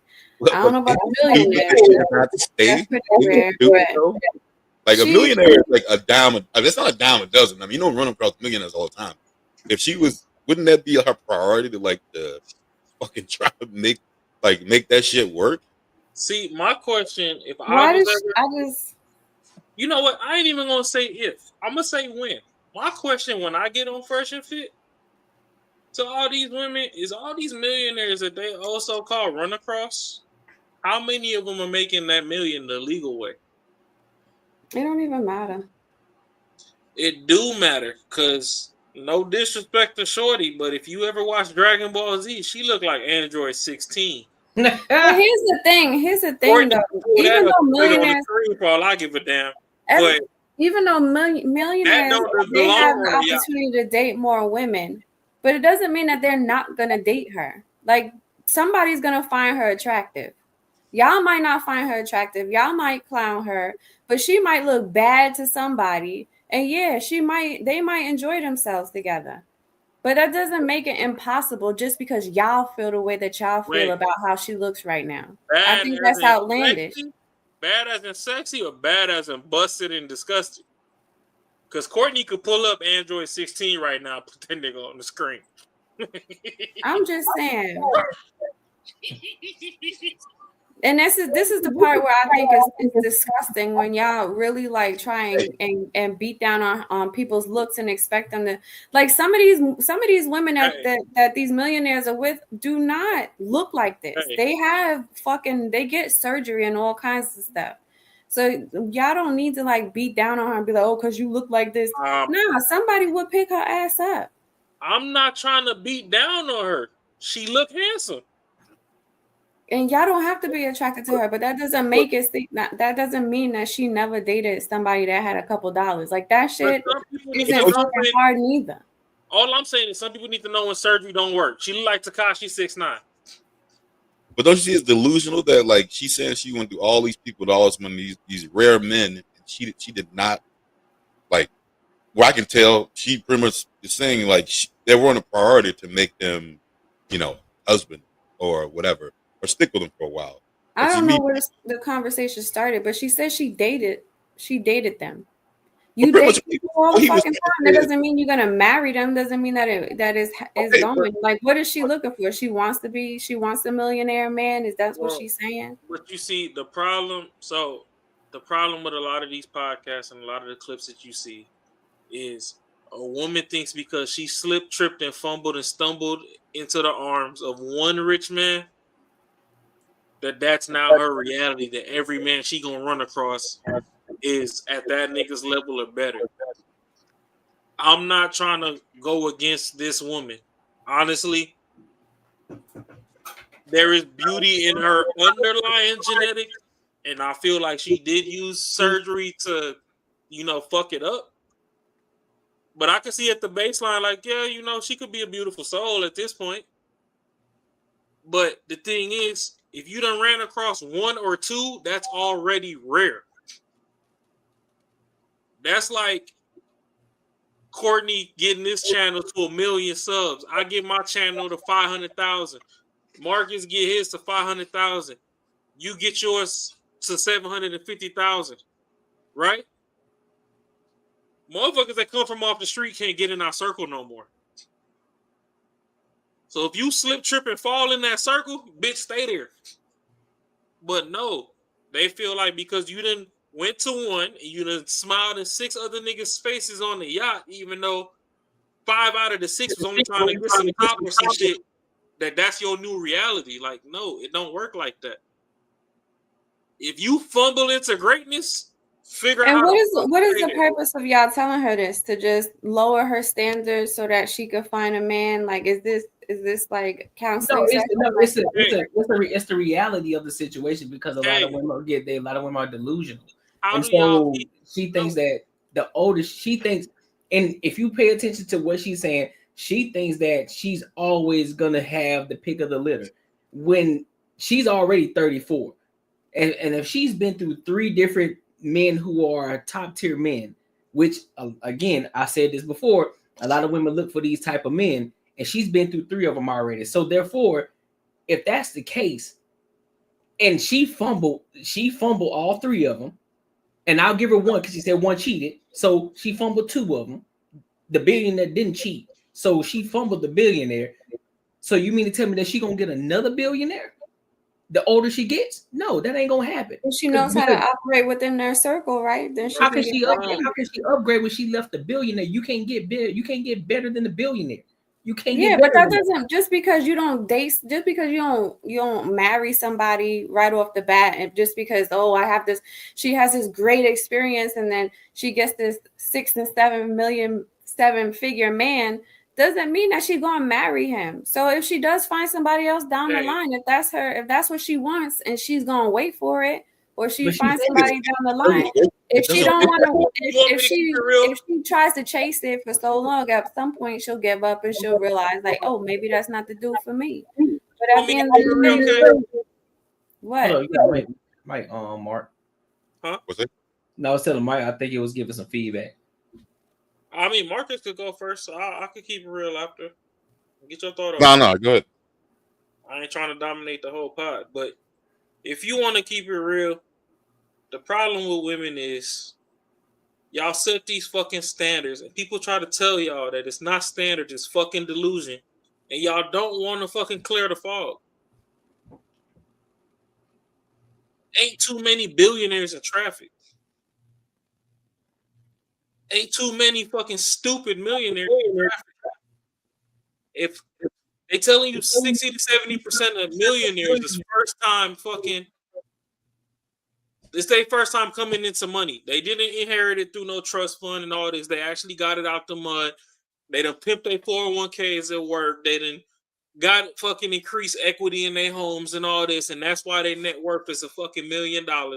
These niggas ain't tripping, stumble on their shoelace and fall into the shit. Why the fuck you think you finna just fall into fucking 60 niggas laps and they all millionaires? It don't happen like that. Because honestly, once you tarnish your image in one of these niggas' eyes and they tell the squad, you ostracize. So your best bet is you fucking get in with one, keep the one that you fucking mistakenly got, and rock out. Yeah, and it might not work out. And if it don't work out, if it don't work out, keep it cordial enough to where they don't give you a bad review. Ain't nobody got time for all of that. In the squad of men, we don't put y'all on Google and Yelp and whatever, but we got your metric in the group chat. The same way y'all be rating niggas with the motherfucking 20-inch dicks and the niggas at 6'9" and all that. Yeah, we know y'all talk just as much. Exactly. So we got your stat card in the group chat too. Mm-hmm. So we know you out here stealing and doing all this other shit. And then you wonder why when you show up to the party, they like, oh, well, all her homegirls can get in, but send her back home. That's the fuck why. So you were saying like before, like you didn't like his content. You kind of thought he was really like just degrading women and all that stuff like that. But you see, like he's very condescending. He might be, but I mean, it's nothing wrong with being condescending. But especially like the answers that she's giving. Like, I mean, we got to be realistic about a lot of situations too. I don't know anyone on earth, even though they might say it, they might say, you know what? I'm not looking for a relationship. I don't want to be in one right now. And you fucking 34 or 35, you need a reality check. Because I would think anyone in their right mind at some point wants to be with someone. And you probably want to do it the earlier you go through different seasons where they don't want to date. Some people make bad decisions because then now when you fucking 45, 50 years old and you can't find nobody and you're depressed and you fucking keep calling everybody and no one wants to talk to you because you keep bitching about it, then guess what? You're gonna wish you had did that shit when you're earlier. And someone should have told you, hey, this shit ain't gonna be, it's not like men, because you know, we do have it different. The older we get, a lot of times we get a little bit better and we can, and the dating pool is still there for us. A lot of times the women, it ain't the same way though. It's not, it just don't work the same. You have a better chance of getting way better dudes when you're younger, or you know, when you're whatever. But the thing is, you don't have to do it, but just be in that delusional state as like, I got all the time in the world. It's kind of what it is. It's kind of like, hey, you don't. He asked her a couple questions like, what would you classify as a loser? She said someone cheats. But I'm pretty sure he was trying to get to somewhere else, like money wise or whatever. Yeah, I mean, we can let it play. I just wanted to pause and ask that real quick before we get too far, but we can let it play. But yeah, go ahead. See where it gets to. The thing, I don't know. I don't even really want to get into like those stories because it's really not like, it's other people's business too. But I just think that I think standards, when you ask me about standards, a lot of my standards have to do with character. And so I'm not going to marry or seriously date somebody who's going to cheat on me. But hold on. Which a lot of wealthy men. Hold on. Mm-hmm. Let's be real here. The character doesn't matter unless they meet the money requirement first. No, I didn't say that. Okay. Because I'm sure you probably can attest this. I think there's probably several people in this room who can attest this. Like a lot of very rich men, because they're rich, can have whatever they want. They can get whatever they want, and they can have a lot of different women. Yep. And so if you're gonna be involved with a man like that, you have to be okay with that life. I wasn't. Okay. I'm not okay with mistresses and side chicks and But you still said your bare minimum is $250,000. That a man with $250,000 is not going to be on a yacht. Yeah, but he's still going to have other women. 100%. That would be something I'd have to deal with at that time. I'm not looking for a man in a certain like. Every man that has Like, $250,000 ain't over here fucking around with every woman. Every man doesn't have to. Every single man doesn't have to be that way. That's true. I mean, I agree with that. Every man doesn't have to, but most will though. That's not even a full ass house. But most, what you mean? If you making $250,000, if you're making $250,000 a year, you ain't balling out of control. But yeah, you ain't crazy with it. Yeah, you could be a dickhead and going over here and cheat and have multiple women and not be honest. But that goes back to having character. Every man isn't disgusting like that. And if they are, then they need to have a conversation. If you balling out of control and you all over the place, and yeah, she's gonna expect it, and some women are gonna accept that. But nah, just because you got money don't mean you gotta be a fucking asshole about it. That's disgusting. That her minimum is $250,000. That speaks more to your character than anything else. What speaks to her character? Her minimum is $250,000. That's crazy. What's wrong with that? To have a minimum of $250,000. If that's what she wants. But so you don't think that's crazy at all? You think that's normal? I don't think it's crazy either. 250 isn't wild. I don't think it's crazy, bro. I think it's not wild. But you are definitely putting yourself in a situation to where you need to be damn near. It might not be perfect, but you need to be up there. No, I ain't gonna lie to you, bro. Man, make it 200. Like I just said, 250 really ain't a lot. But it is not. It's not a lot. But there's a lot of women who are top tier who can get a $250,000 dude. But no, they can. There's a we see them. There's a lot of women who are top tier women who can get a $250,000 dude. Like a $50,000 job. A lot of motherfuckers can't make $250,000. No, but I know that, but $250,000 ain't far fetched. Where you pulling your 250 from? What's up? Where you pulling your 250 from? What you mean? Where you pulling it from? Because 250 ain't no easy feat. Like we just barely dipped in. We just barely dropped into the technology, the era of technology. Mm-hmm. So yeah, you got niggas in the tech field that's finally fucking running that bag up. But 250 used to be like doctors and shit. And that shit came with a lot. And let's face it, a lot of these bitches want a nigga that's making 250 that can still be at home. Right. So if you making good money, you're not gonna be at home as much. Like you can be in any financial arena. See, that's the problem, and that's why I love you though. But that's the problem. You know that they're not gonna be at home. The bitches that go on Fresh and Fit is fucking with the niggas that's scamming and fucking selling fucking pounds to make that 250. So them niggas is at home. And that's where the blur gets to where when he's cutting through the filth and talking to them some kind of way, you see it and you like, well, shit, I can never engage in their actual content because the way that he's talking to them. But they dealing with scammers and fucking trappers. So you're trying to be realistic and be like, okay, well, shit, if a motherfucker's a doctor, he's always on call, blah, blah, blah. He getting, 250, 400, 600,000. Yeah, he put me up in the big house and, I'm here by myself. But, the few fucking 3-4 vacations a year that we do magically get to finesse and take, I'm okay with that. The problem is these bitches want their booty rubbed every night and want a nigga to go make $500,000. So I kind of see where your disconnect is now. And that's why we trying to tell you, like, go watch the long form and see. Because a lot of these women is discrediting the niggas that's even making $100K a year because they're like, oh, well, I'm bringing in $100,000 a month on OnlyFans. That's I need to be a part of this conversation. They good over there. Huh? They good over there. I don't need to be a part of that conversation. I'll listen to the part where he's telling y'all to level up and how to make more money and whatever other good shit I can get out of it. But these conversations, I don't need to be a part of that. I don't want to be on his podcast. I know you don't need to be a part of that, but the thing is, when you see the clips, you need to go and look at the long form, at least leading up to that clip.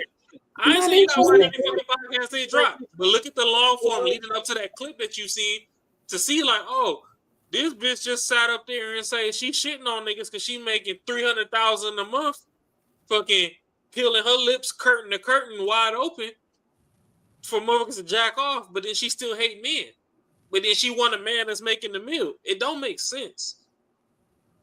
Like 60 to 70% of these bitches that go on there walking contradictions. My bad. Oh no, you good. I mean, if you want to hit play, you can hit play.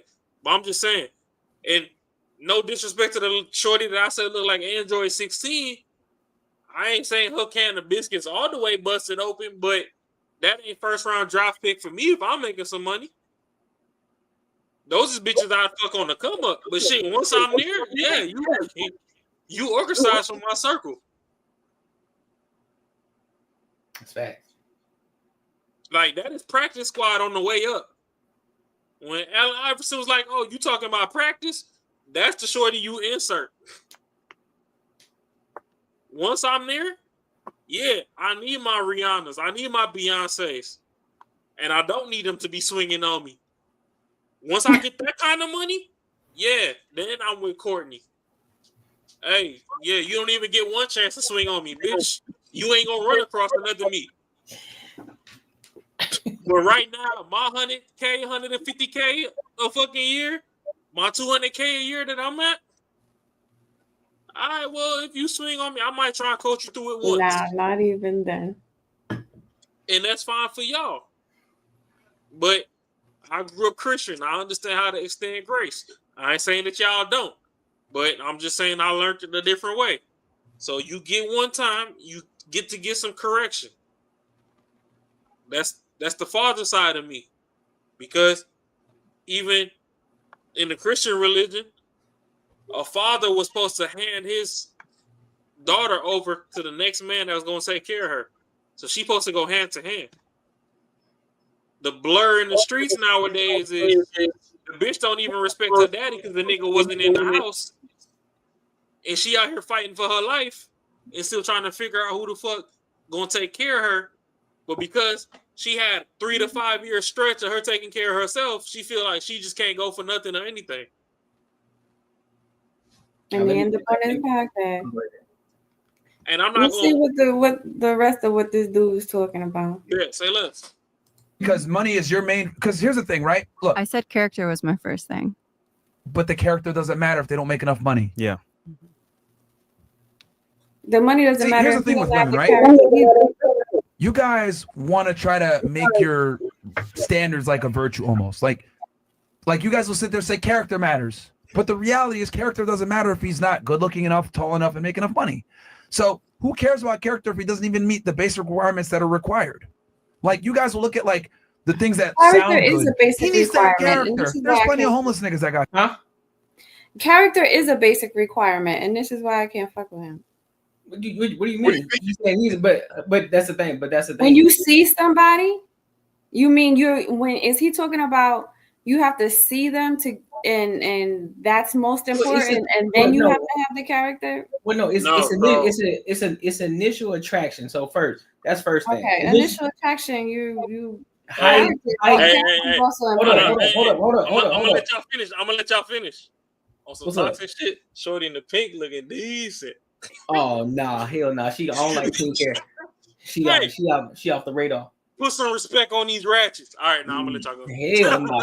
But nah, it's the initial attraction. It's the initial height, good looks, all that good shit. The way you dress, that's initial attraction. So you get past that. If you don't even. But he included the money. No. No, the reason he included the money is because he said that she cares about character first. And he said, well, how can you care about character first if he don't even meet the requirement of your minimum requirement of how much he makes? So if he don't even make 250, the character don't even matter because he can have great character, he can look good, he can dress good, but if he ain't making $250K, you ain't gonna even look his way. But it's the same thing. If you making $250K and you don't have a character, she ain't looking his way no way. No. All right. If he makes the 250, so if he makes the 250K, if he making the 250K and he has the character, she's gonna look his way. Now, if you talk about how he looks and the height and all that shit, then that comes into play. That can come into play. But if he ain't making 250, it don't even matter. And if you don't have the character, the money don't matter neither. Because if I'm going somewhere and I see some dude, if I see some dude and his character is like this dude right here, I'm not gonna. And he making 250 and he's attracted to me. It don't matter. I got a question for you, Kay. Yeah. You pull up to Walmart, right? You looking for a parking spot. You see one dude in a Tesla Cybertruck. Hop out. He going in. You drive past. You see another dude in a 1998 Toyota Corolla. He dressed in a suit too. Hop out. Walk past. Off initial fucking visualization. Which side of the scale does your attraction straight to more? I ain't fucking with neither one of them, honestly. But I'm not gonna. No, but if you that would make me assume that dude hopping out of the old car is trying to get it, and dude that has that whatever you said Cybertruck, he's got it. But it also, like, for me personally, I already been through all this shit. So for me, I don't give a fuck how much money you got. Initially, I don't care. So that's why you got to speak at it from a general standpoint. Most they're gonna run after who? They're gonna run after the shiny shit. I know, but that's a generalization. So in modern society, the nigga hopping out the Cybertruck in everybody's eyes looks cleaner than the motherfucker hopping out the Corolla, even if they got the exact motherfucking same suit on, head to toe to the shoes. Mm-hmm. The Cybertruck dude looks cleaner than the dude hopping out the Corolla. There's certain jobs to where if you ain't driving a certain level car, they will fire you. Yeah, they ain't fucking with you. They'll hire you and they'll give you time. Like, hey, we only like Beamer, Benz, and Bentleys in the parking lot. So you got to go out there and buy one. You got 90 days. If you don't fucking pull up in a Beamer, Benz, and Bentley, your ass is up out of there. Right? So that's the same thing with a lot of women. Now, you said you have the history behind you to where now you can kind of filter between all that and be like, okay, well, this some bullshit, that's some bullshit, whatever. I know what to look for. But compared to a lot of the women that go on this show, you're more advanced than them. A lot of the women on the show are going there from 18 to 26. Yeah, these are babies. Now, there are some women that go on there that are in their 40s and stuff, but they already married and stuff and got shit going on. And half the time, they over there playing mom on the whole podcast to all the other younger girls. Like, hey, what he's saying isn't too far off. You kind of too fucked off on your journey. You wilding out. You need to reel it in. I know you might not fucking take me seriously, but if you want that soft life that you fucking preach about, you might want to start fucking redirecting how some of your thought process is going. So, yeah, you might be in the face of 1 or 2 millionaires. We just seen a fucking clip of a chick that was on a yacht. The dude was telling her, hey, order some fucking food and shit. And she was like, oh, I only got $130 on my card. And bruh backtracked and was like, hey, if all you got on your card is $130, why the fuck are you even on this boat? He's like, you need to go get a job. So that's the thing. These women think everything has to be handed. They looking for all these men that's supposedly supposed to have handouts. The men have a requirement that you have to meet to get these handouts, and the women don't like the requirements. And that's is he telling them what the requirements are? Because I haven't heard that part yet. He tries to tell him every single show.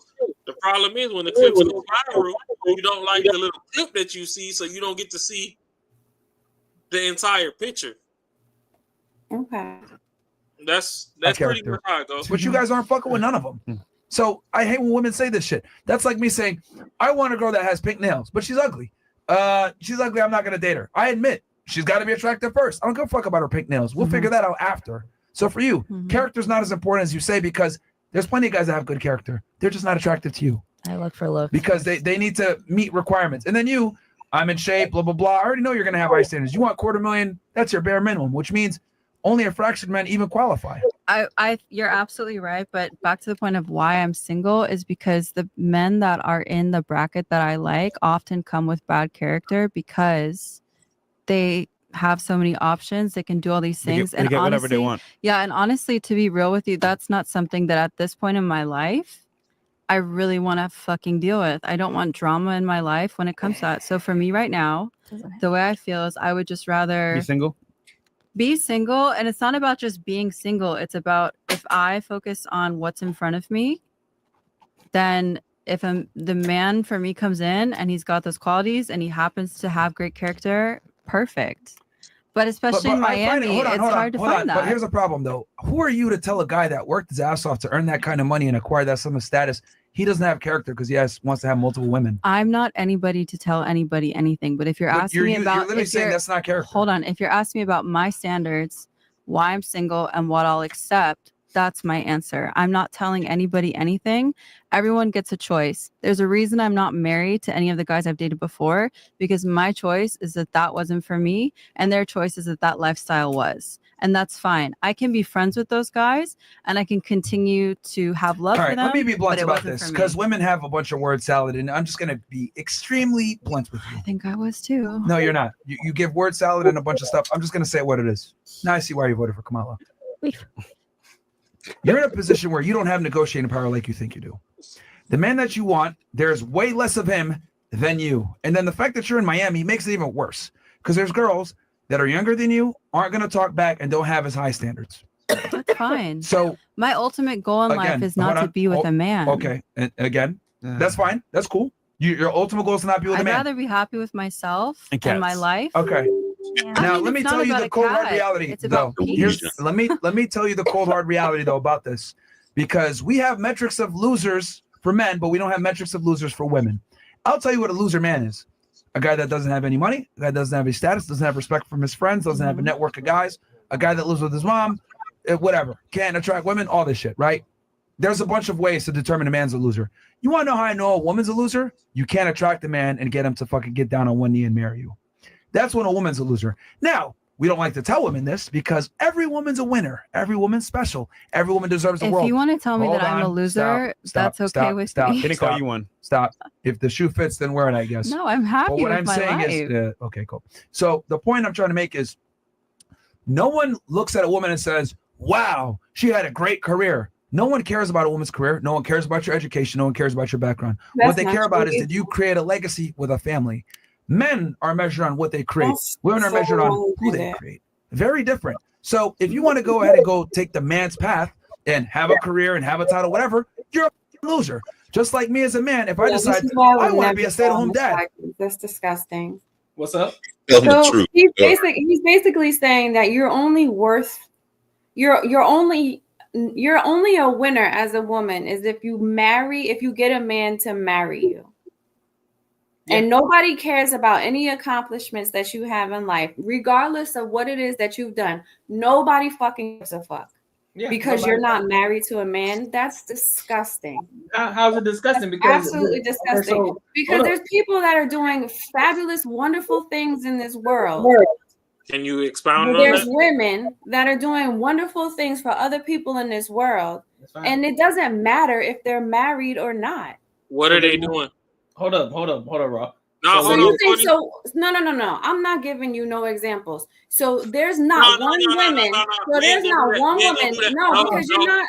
I'm asking. I'm gonna put it on you. Hold on. That is fucking bullshit. If you No, can't that's give bullshit. examples, then it don't I make can no give sense. it to you. I can give you multiple women that are fabulous and that have positively impacted And I'm this not trying to world. push But back you on mean you. to I just want to tell know the me? examples. But you mean to tell me that there's not one woman in this world that you feel has positively impacted this world because she wasn't married?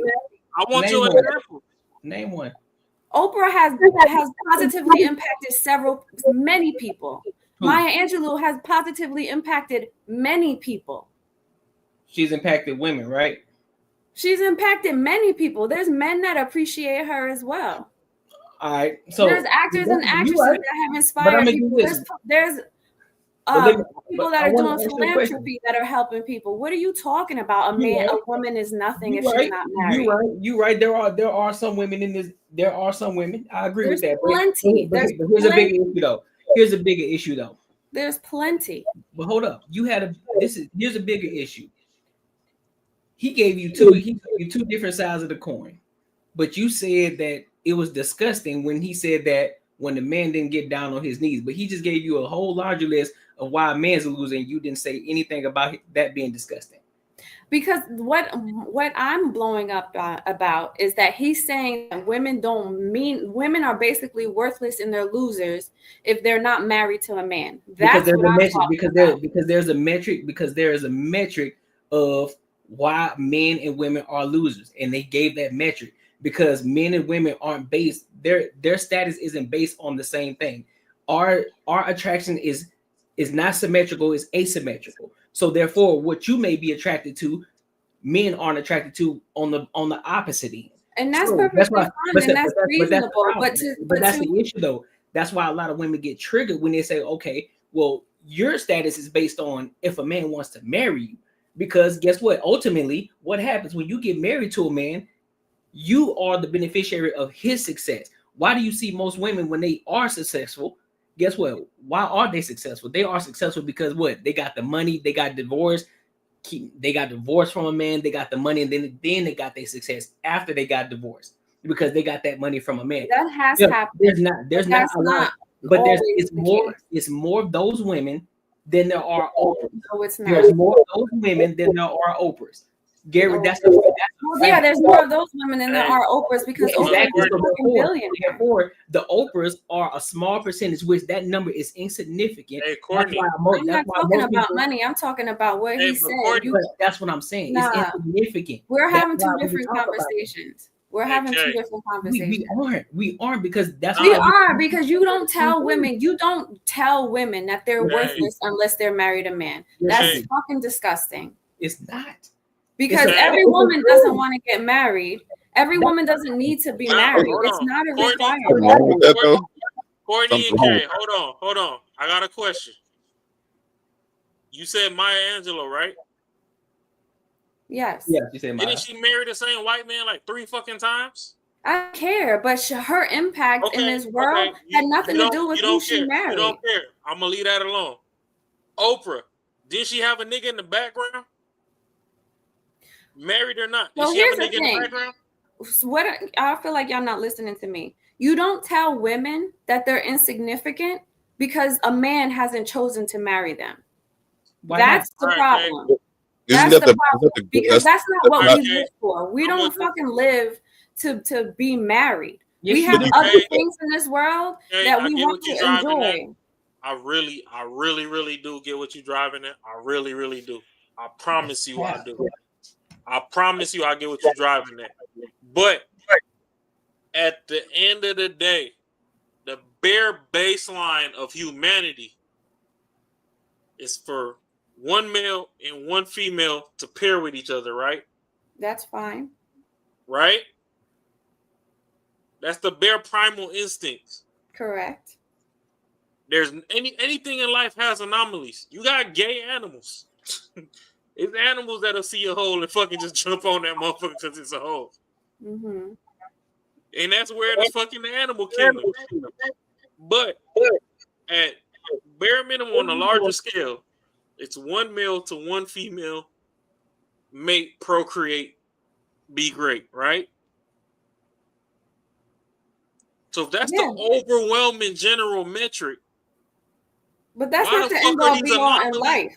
So why the fuck Yes, do we it care is. about these It's anomalies? not.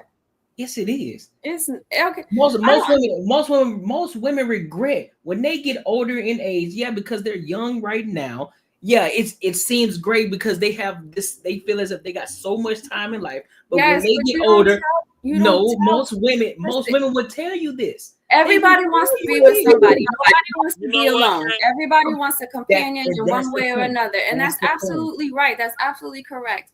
But you don't tell a woman that she's worthless because she's not married. That's because she's not worthless just because she doesn't have a husband. So that's just like a man telling another man, "Hey, bro, you're worthless because you're not making money, you're not fit, you're not attractive, you're not doing anything." It's not the same. It's not the same. It's the exact. That's my. But that's my point, Kay. Not. You're not. That's the point. You saying that we aren't listening to you. You aren't listening to what we're saying. Yes, I'm listening. It's not to the what same. Are the things that we don't. Our measurements of success is not the same. A woman's success is not measured the same as a man's. That's why we have. That's the issue. True. No, that's why it's not the same. Y'all keep trying to compare this. Y'all trying to only successful because they're chosen to be married. Then then we definitely don't see eye to eye. We would never see because we're not equal. Okay, men and women are only equal as Homo sapiens. But when you add gender, when you add the things that we got to do in life, when we got to operate in this world, we are not the same. You do things that men can't do. Men do things that you can't do. So we aren't equal just by nature in itself. So we have to operate in a certain way. And regardless of how y'all feel about what men say or how they say it, it's still a fact. That's the problem with society today. When men tell y'all straight up what it is and how it is, y'all get triggered off of it. Men don't. They say, "Hey, bro, you trash, you fat as fuck." Shit, bro, it is what it is, bro. You know what? I just gotta get my shit together. But when the man tells a woman, "Hey, shorty, you out of shape. Hey, you need to get your shit together," or "You ain't shit because you can't get a man, and this man don't want to marry you." But you said all of that is fine. I agree with that. Yeah, right. I agree with that. But yeah, so therefore, when the man tells you, "Hey, you're basically worthless because you say that you got all these men, that you can get these men, but somehow you can't marry these men. They don't want to get down on their knee." That's your problem. That's not the man who's not getting down on one knee. That's a problem that you got to fix. So therefore, there's something wrong with you as an individual, and that's the problem that they don't want to accept, and they get triggered off of it. That's what we're saying. I think it's because when you say that women are worthless without a man, that's triggering in itself because it's basically taking the identity away from the woman. And saying that you don't mean anything in this world anymore. So when it comes to this relationship thing, he can be like, okay, that's the trigger, because women have always had to absolve their identity and who they are when it comes to a lot of relationships. So if he's saying like, "Oh, if you could date all these men and none of these men want to marry you because of who you are, then you're considered worthless to men."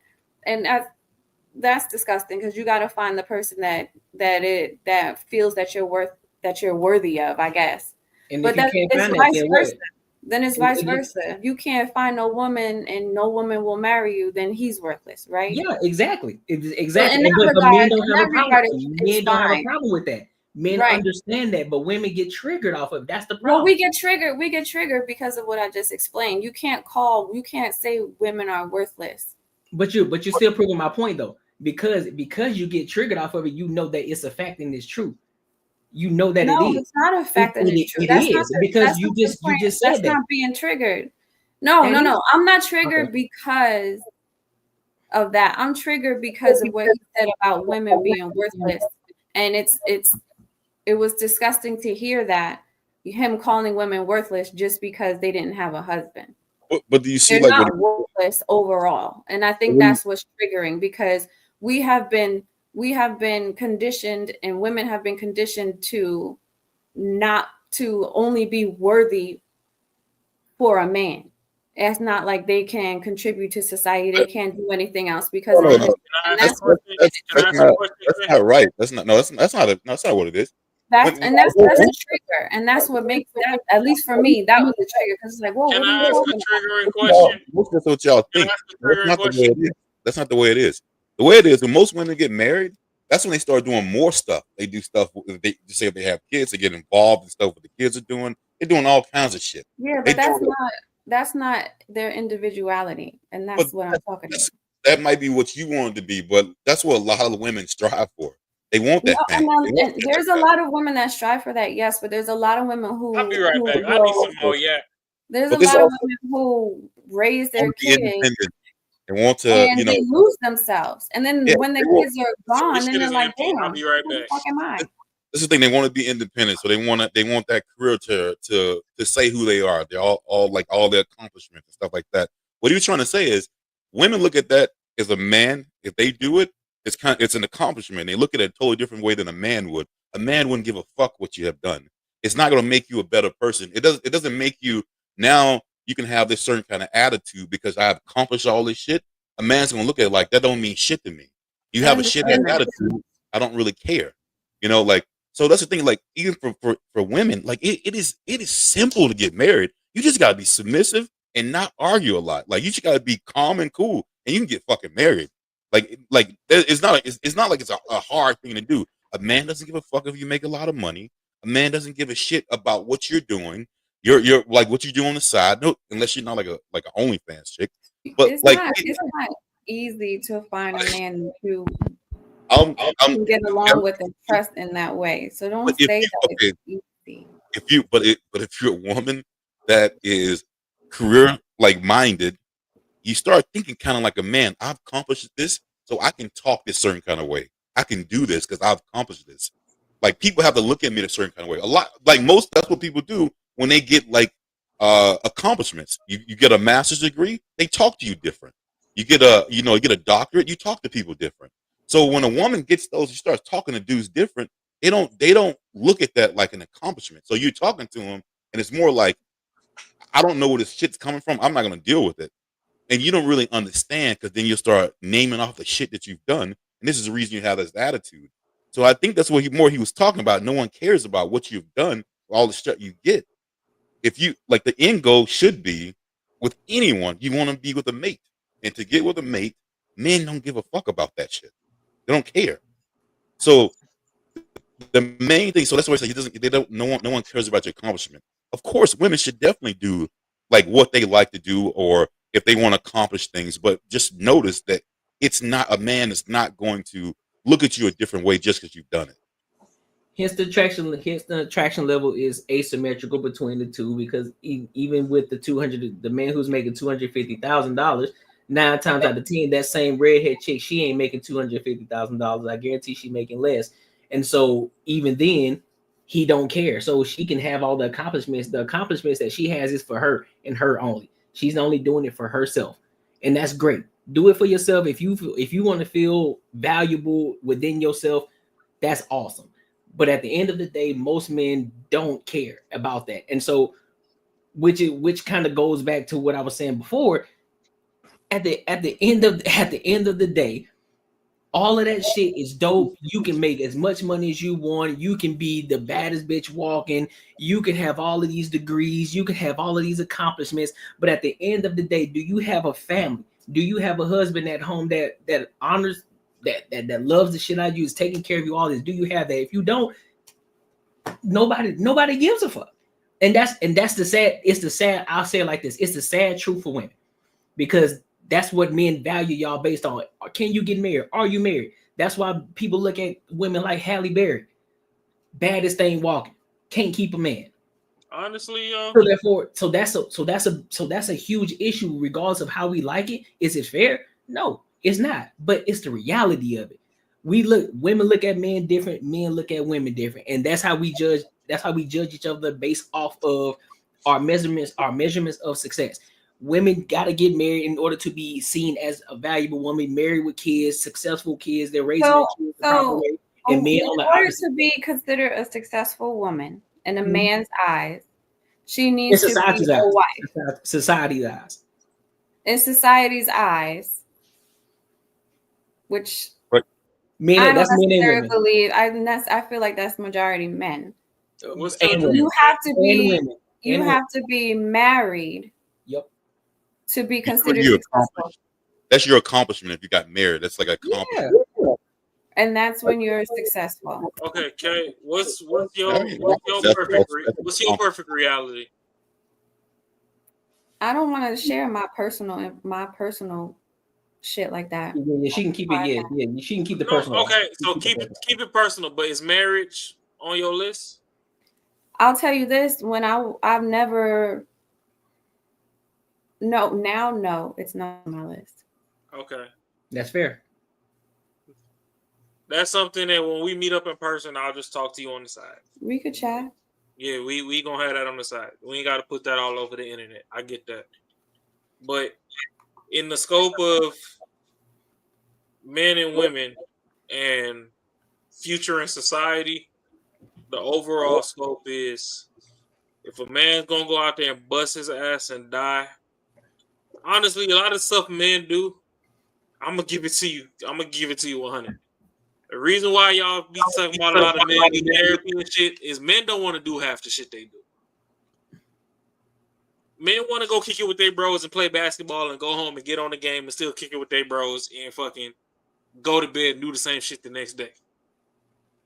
A lot of the reason why men go out and bust their ass and build society and build these skyscrapers and build STEM careers and build these fucking AI robots and build fucking banter and barter and all this other stuff is so we can eventually pick one of y'all out of traffic, put y'all up in the house, retire y'all from fucking dealing with everybody else stressing y'all the fuck out, and continue society in the regards of procreating children and, you know, get into the next generation. And it's So the same how are you thing. choosing? So how are y'all choosing these women, right? Mm-hmm. So men have, women look for. You already know women look for money and attractiveness and blah blah blah and the 666 whatever. So what are men looking for? Because you think a woman is successful when she's married. What are you looking for her pre-marriage? I don't look for whose foundation is money. I don't look for that. That's one thing. If she's like always bringing on money, I really wouldn't fuck with her. But be honest with you, it's very simple. She's got to be a nice person. Follow my lead whenever I do need to lead. I mean, I'm not going to tell you to do all the time, but she trusted me. Like, she trusts my opinion.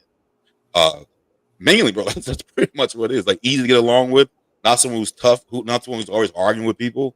Just honestly, like a genuine nice person is literally what fucking makes me work. Not a lot. I can give you 3 bullet points. I need a woman that's non-argumentative, a woman that is coachable, because coachable is where a lot of women fall off. Because you don't need to be arguing with me if I'm the one that got the plan. And a woman that's feminine. And when I say feminine, that means a woman that's soft, that's not always trying to fight me. A woman that knows, hey, if I'm outside for 15 hours a day trying to get to this bag, when I get home, I ain't saying the house gotta be perfect. I don't fucking need a Disney fucking house, because I know Disney done got a lot of women fucked off. But I need a house that at least looks structured when I come in that motherfucker. It don't need to look like a hurricane came through that bitch while I was gone. And a woman that knows that, hey, if I've been outside slaving 15, 20 hours a day to make sure that you straight at the crib, I got a bite to eat when I walk through that door. So you don't want your woman to work? What do I need you to work for? Okay, I'm just asking. See, the thing is, if you work, that is fine in the beginning. But once we have kids, nobody can teach those kids better than we can. But somebody got to go get to this money. So if I already instilled into you what I want these kids to know, while I'm gone, I need you. See, the thing is, the way society's gone has been fucked up. It's too many chefs in the kitchen. If I picked you out of traffic, K, and put you in the house, and I had kids with you, I want you to homeschool them kids. I picked you because I knew you was smart. I picked you because I knew you was amazing. That's stuff that you got traits that I want you to pass to the next generation. And I don't give a fuck about the neighbor's kids because I ain't fucking the neighbors. Unless you want me to. But a lot of y'all women is greedy. So you don't want me fucking the neighbors. You want me fucking you. So I fucking put these kids in you. I want you to instill what we know into them as the baseline and let them also know that they need to aspire for greater. So no, I don't need you in the next nigga face for fucking 8 hours a day. Getting stressed the fuck out. Then I come home and I got 2 hours to detox your ass from the shit that this nigga done stressed your ass out on. To then go deal with the kids. Now the kids are stressed the fuck out because both of us are at home stressed the fuck out. And now we raising all the fools that want to go sell pussy on OnlyFans. Now we raising all these niggas that want to go be dope boys and fucking go trap and shit. That's no longer a necessity. I get it. Niggas that was fucking born in the 70s and grew up in the 80s and your mama and daddy, your mama was strung out on crack and your daddy was the fucking crack dealer and shit. I get y'all plight. I was born in the 80s and grew up in the 90s. Arguably, the 90s was the best fucking era of the fucking planet. And shit that went downhill since. We peaked at the 90s and shit has been falling the fuck off since.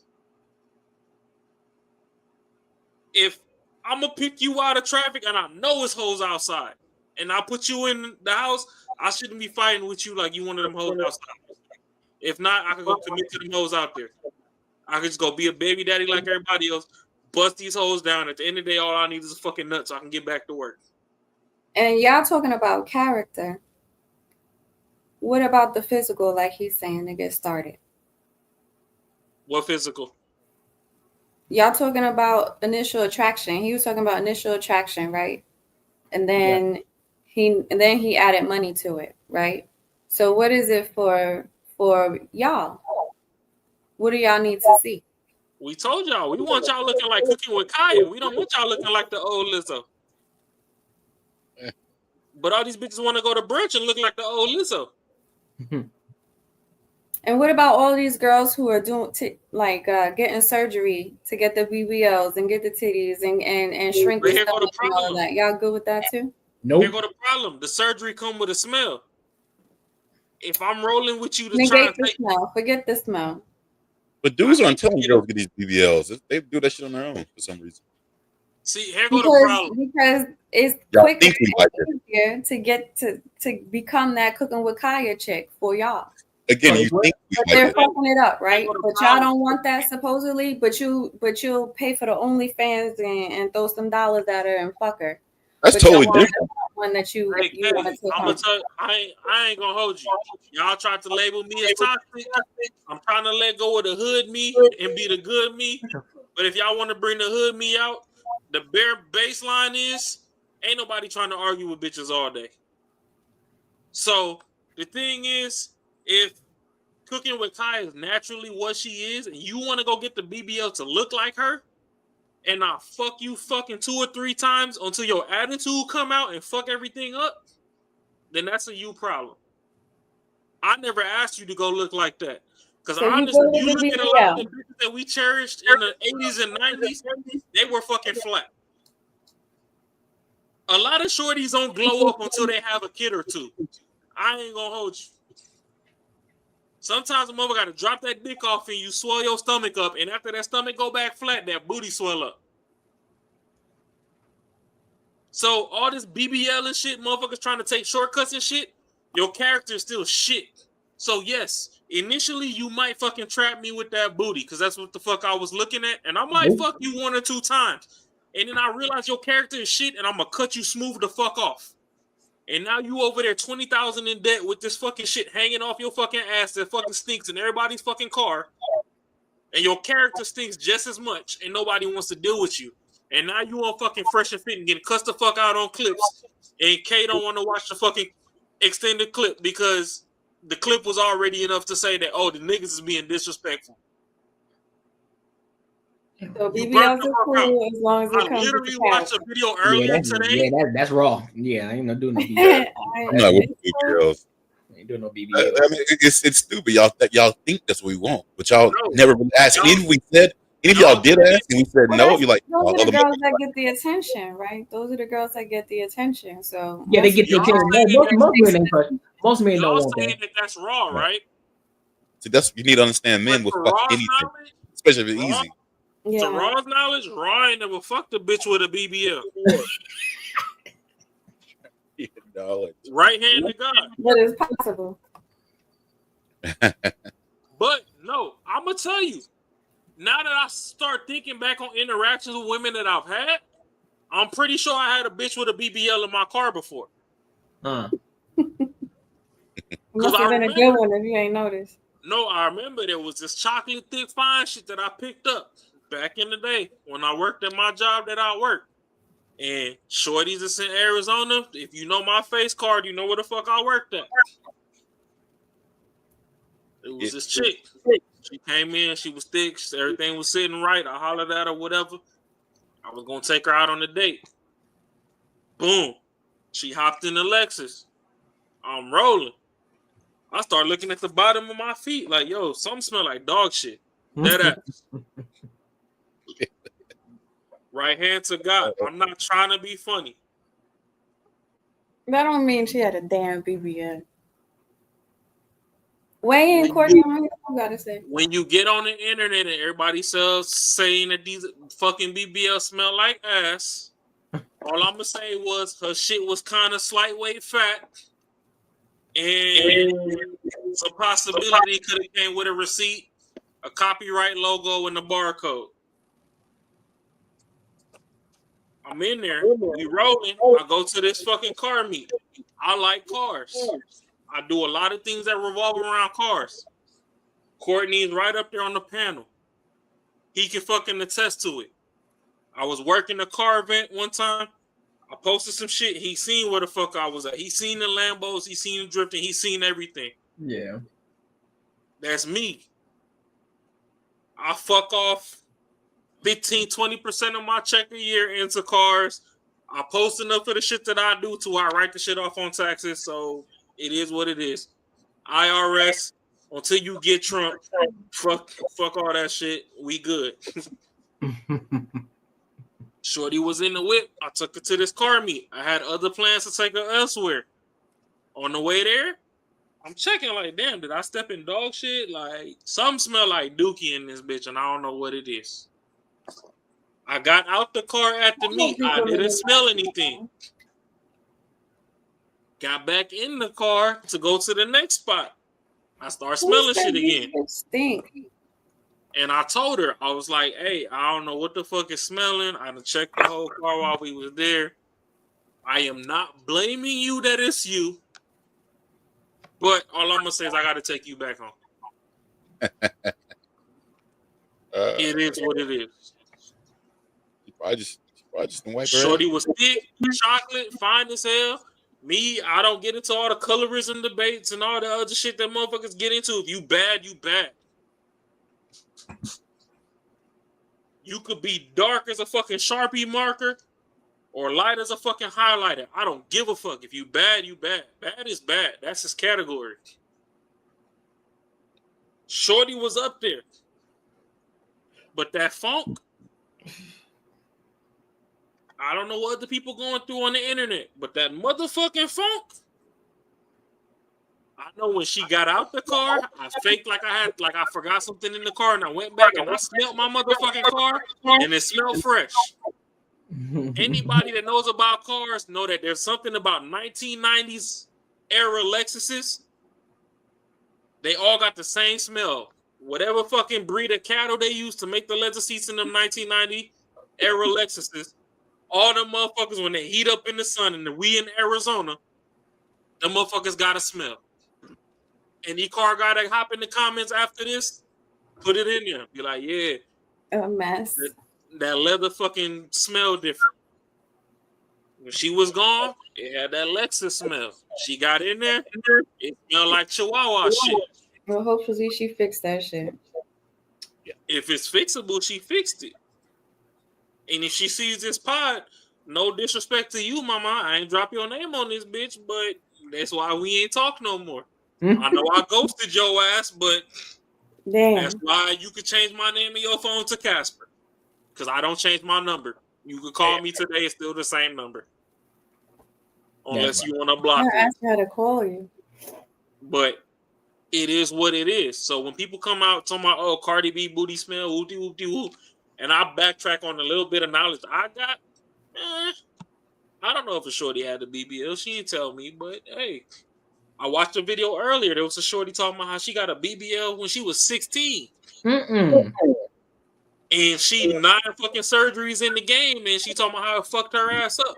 And now she over all the surgeries, and she's just trying to look out for the younger generation. And shorty only like 25, 26 now. Yeah. So when I see natural beauties like Kay, and I joke like, oh, I'm going to get my hug, or I like your smile, whoopty whoopty whoop. That's because, in my eyes, that's fit, feminine, and friendly to me. But when we look at Fashion Fit, a lot of the people that's on there isn't radiating a persona that Kay comes and radiates. Half the panel, you sit up here, you quiet, you just like, oh, I'm going to let the guys rock out. Oh, hey, why the fuck I got to go first? Even if it's something that's women-centric, whatever. We love that. I'm a little toxic, so shit, I might love it a little more than everybody else do. Ain't nothing right with you. That's just a me problem. And I'm not going to work on it because it worked for me. Because when I was in school, the same fucking bitches, the varsity niggas and all the motherfuckers with the Letterman jackets and all that was fucking. If I fucked your bitch, that's your problem. It is what it is. She called us both daddy. But just leave it at that. But now that I'm a little more grown, a little more mature or whatever, I can kind of see the size of the scale and where shit weighs. And the truth of the matter is, though you may feel like men are disrespecting women at a large rate, women been disrespecting men since land before time, and men finally got a way to where they're not even necessarily trying to fight back. They're just trying to voice their side, and we still get attacked. Because the manosphere ain't saying, hey, fuck all women, beat their ass, put them in the body bag, throw these bitches away, put them in the landfill. They ain't saying none of that. It's the ones that's coming across nasty that they're talking about, probably, and the ones that are lost in. But they don't know how to be that male. They're just pretending and taking on persona and don't truly understand what it's supposed to be. The problem too is in society, there's many religions and all this extra shit that you can follow. From a Christian standpoint, hey, Myron be fucking wilding.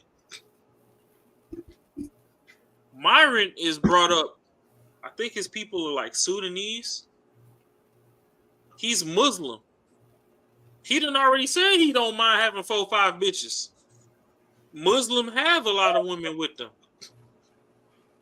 But at the same time, if I'm going to have a lot of women, I can't have no disrespectful bitches on the team. So where you might go get a pastor and you be like, damn, pastor's wife be out there fucking beating on pastor. And they be trying to keep the shit under wraps, but the whole fucking congregation know it. Just don't nobody speak on shit. That shit can't go when I got to have you times 4. If I'm going to take care of Kay, Christine, Sabrina, and Ashley, that shit is different than me just taking care of Kay with the attitude. You get what I'm saying? So even then, on all these podcasts and shit, a lot of men come from a lot of different backgrounds, and shit might be wild from one aspect, but you got to watch it long enough to see what fucking side of the field they coming from.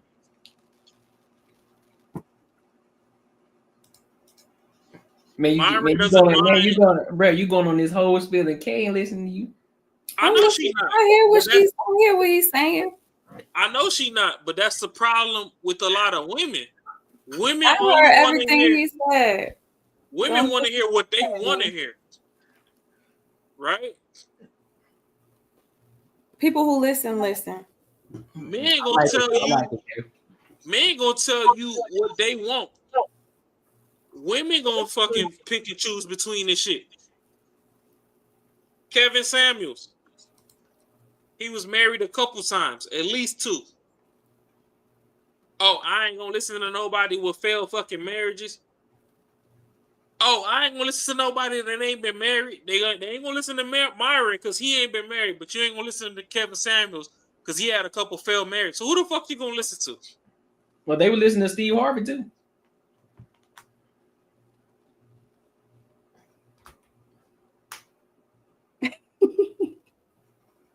Oh, he didn't froze. Oh, he really froze. I thought he froze on purpose. The struggle streaming. Yeah. But yeah, any final thoughts? Nah. I still ain't going on a goddamn show.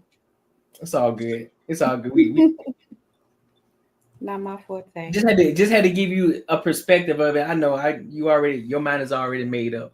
But I understand y'all have proven your point with several things, but I don't like the way that he conveys his message. I don't like his tone, and for me, that's not the place I want to be around. I don't necessarily want to be around those type of women that think that way either. Now, if it's going to be a calm conversation, you're not jumping out the window, people control themselves, cool. But I'm not really trying to be in that atmosphere. Yeah, that's what tone is good for men. Like we understand. It's for men. It's hard to get the point across when it's laid out very nice. They don't really get it. It doesn't really hit home unless motherfuckers tell you the truth. You know what I mean? Like the whole sugarcoating shit just don't work with men. You could say the truth. You could be forthright. It's just he's too condescending for me when I see him, and I don't really care to watch the full show. I got you. No, I feel that. I definitely feel you. And join our Earn Not Given community on Discord. That's where the conversation continues. Hey, my little baby. Before we jump in, be sure to hit the subscribe button. Listen, this channel is for people who want to have real conversations, no fluff, authentic, where we talk about money, mindset, and relationships and everything else under the sun, as long as it gets back to the money and how we can level up in life. Now, let's be real. Subscribing to this channel helps my content reach more people, which gets me closer to monetization so I can continue to keep giving you high quality content. Now, if you rock with that, be sure to hit the subscribe button as well as the bell notification. Let's get back to the video. Yeah.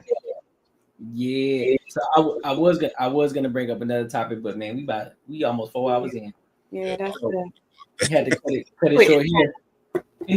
Couldn't even finish the fresh and fit one. So I was like, all right, now we good. We'll cut it right here. We'll cut it right here, man. But anybody else got any final thoughts? No, everything's good. Okay, you good over there? That's all I had to say. I feel it. What you mean? I feel it. I got you. I know animosity. I'm good.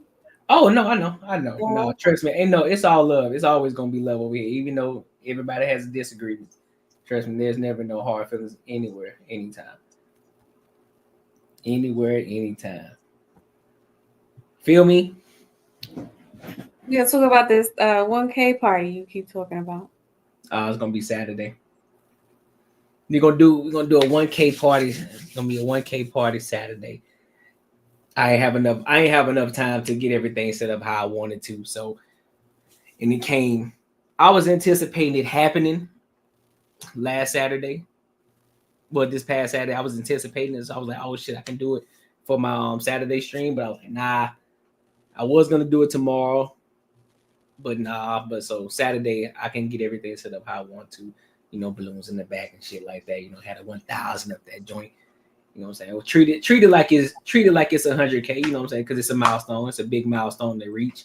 Not many people can reach it. It's pretty hard to get, but it just shows the consistency. But it's only the beginning too. So, I'm good. And all we need, I think I think we're a few watch hours away before we can start opening up super chats and shit like that too. So yeah, we almost there. We almost there. But listen, man, make sure y'all like, comment, subscribe. I appreciate y'all for tapping in with your boy. I will be live tomorrow, 9:05 p.m. We're gonna be having some more topics as well. So make sure y'all come kick it with your boy. And until next time, I'll holla.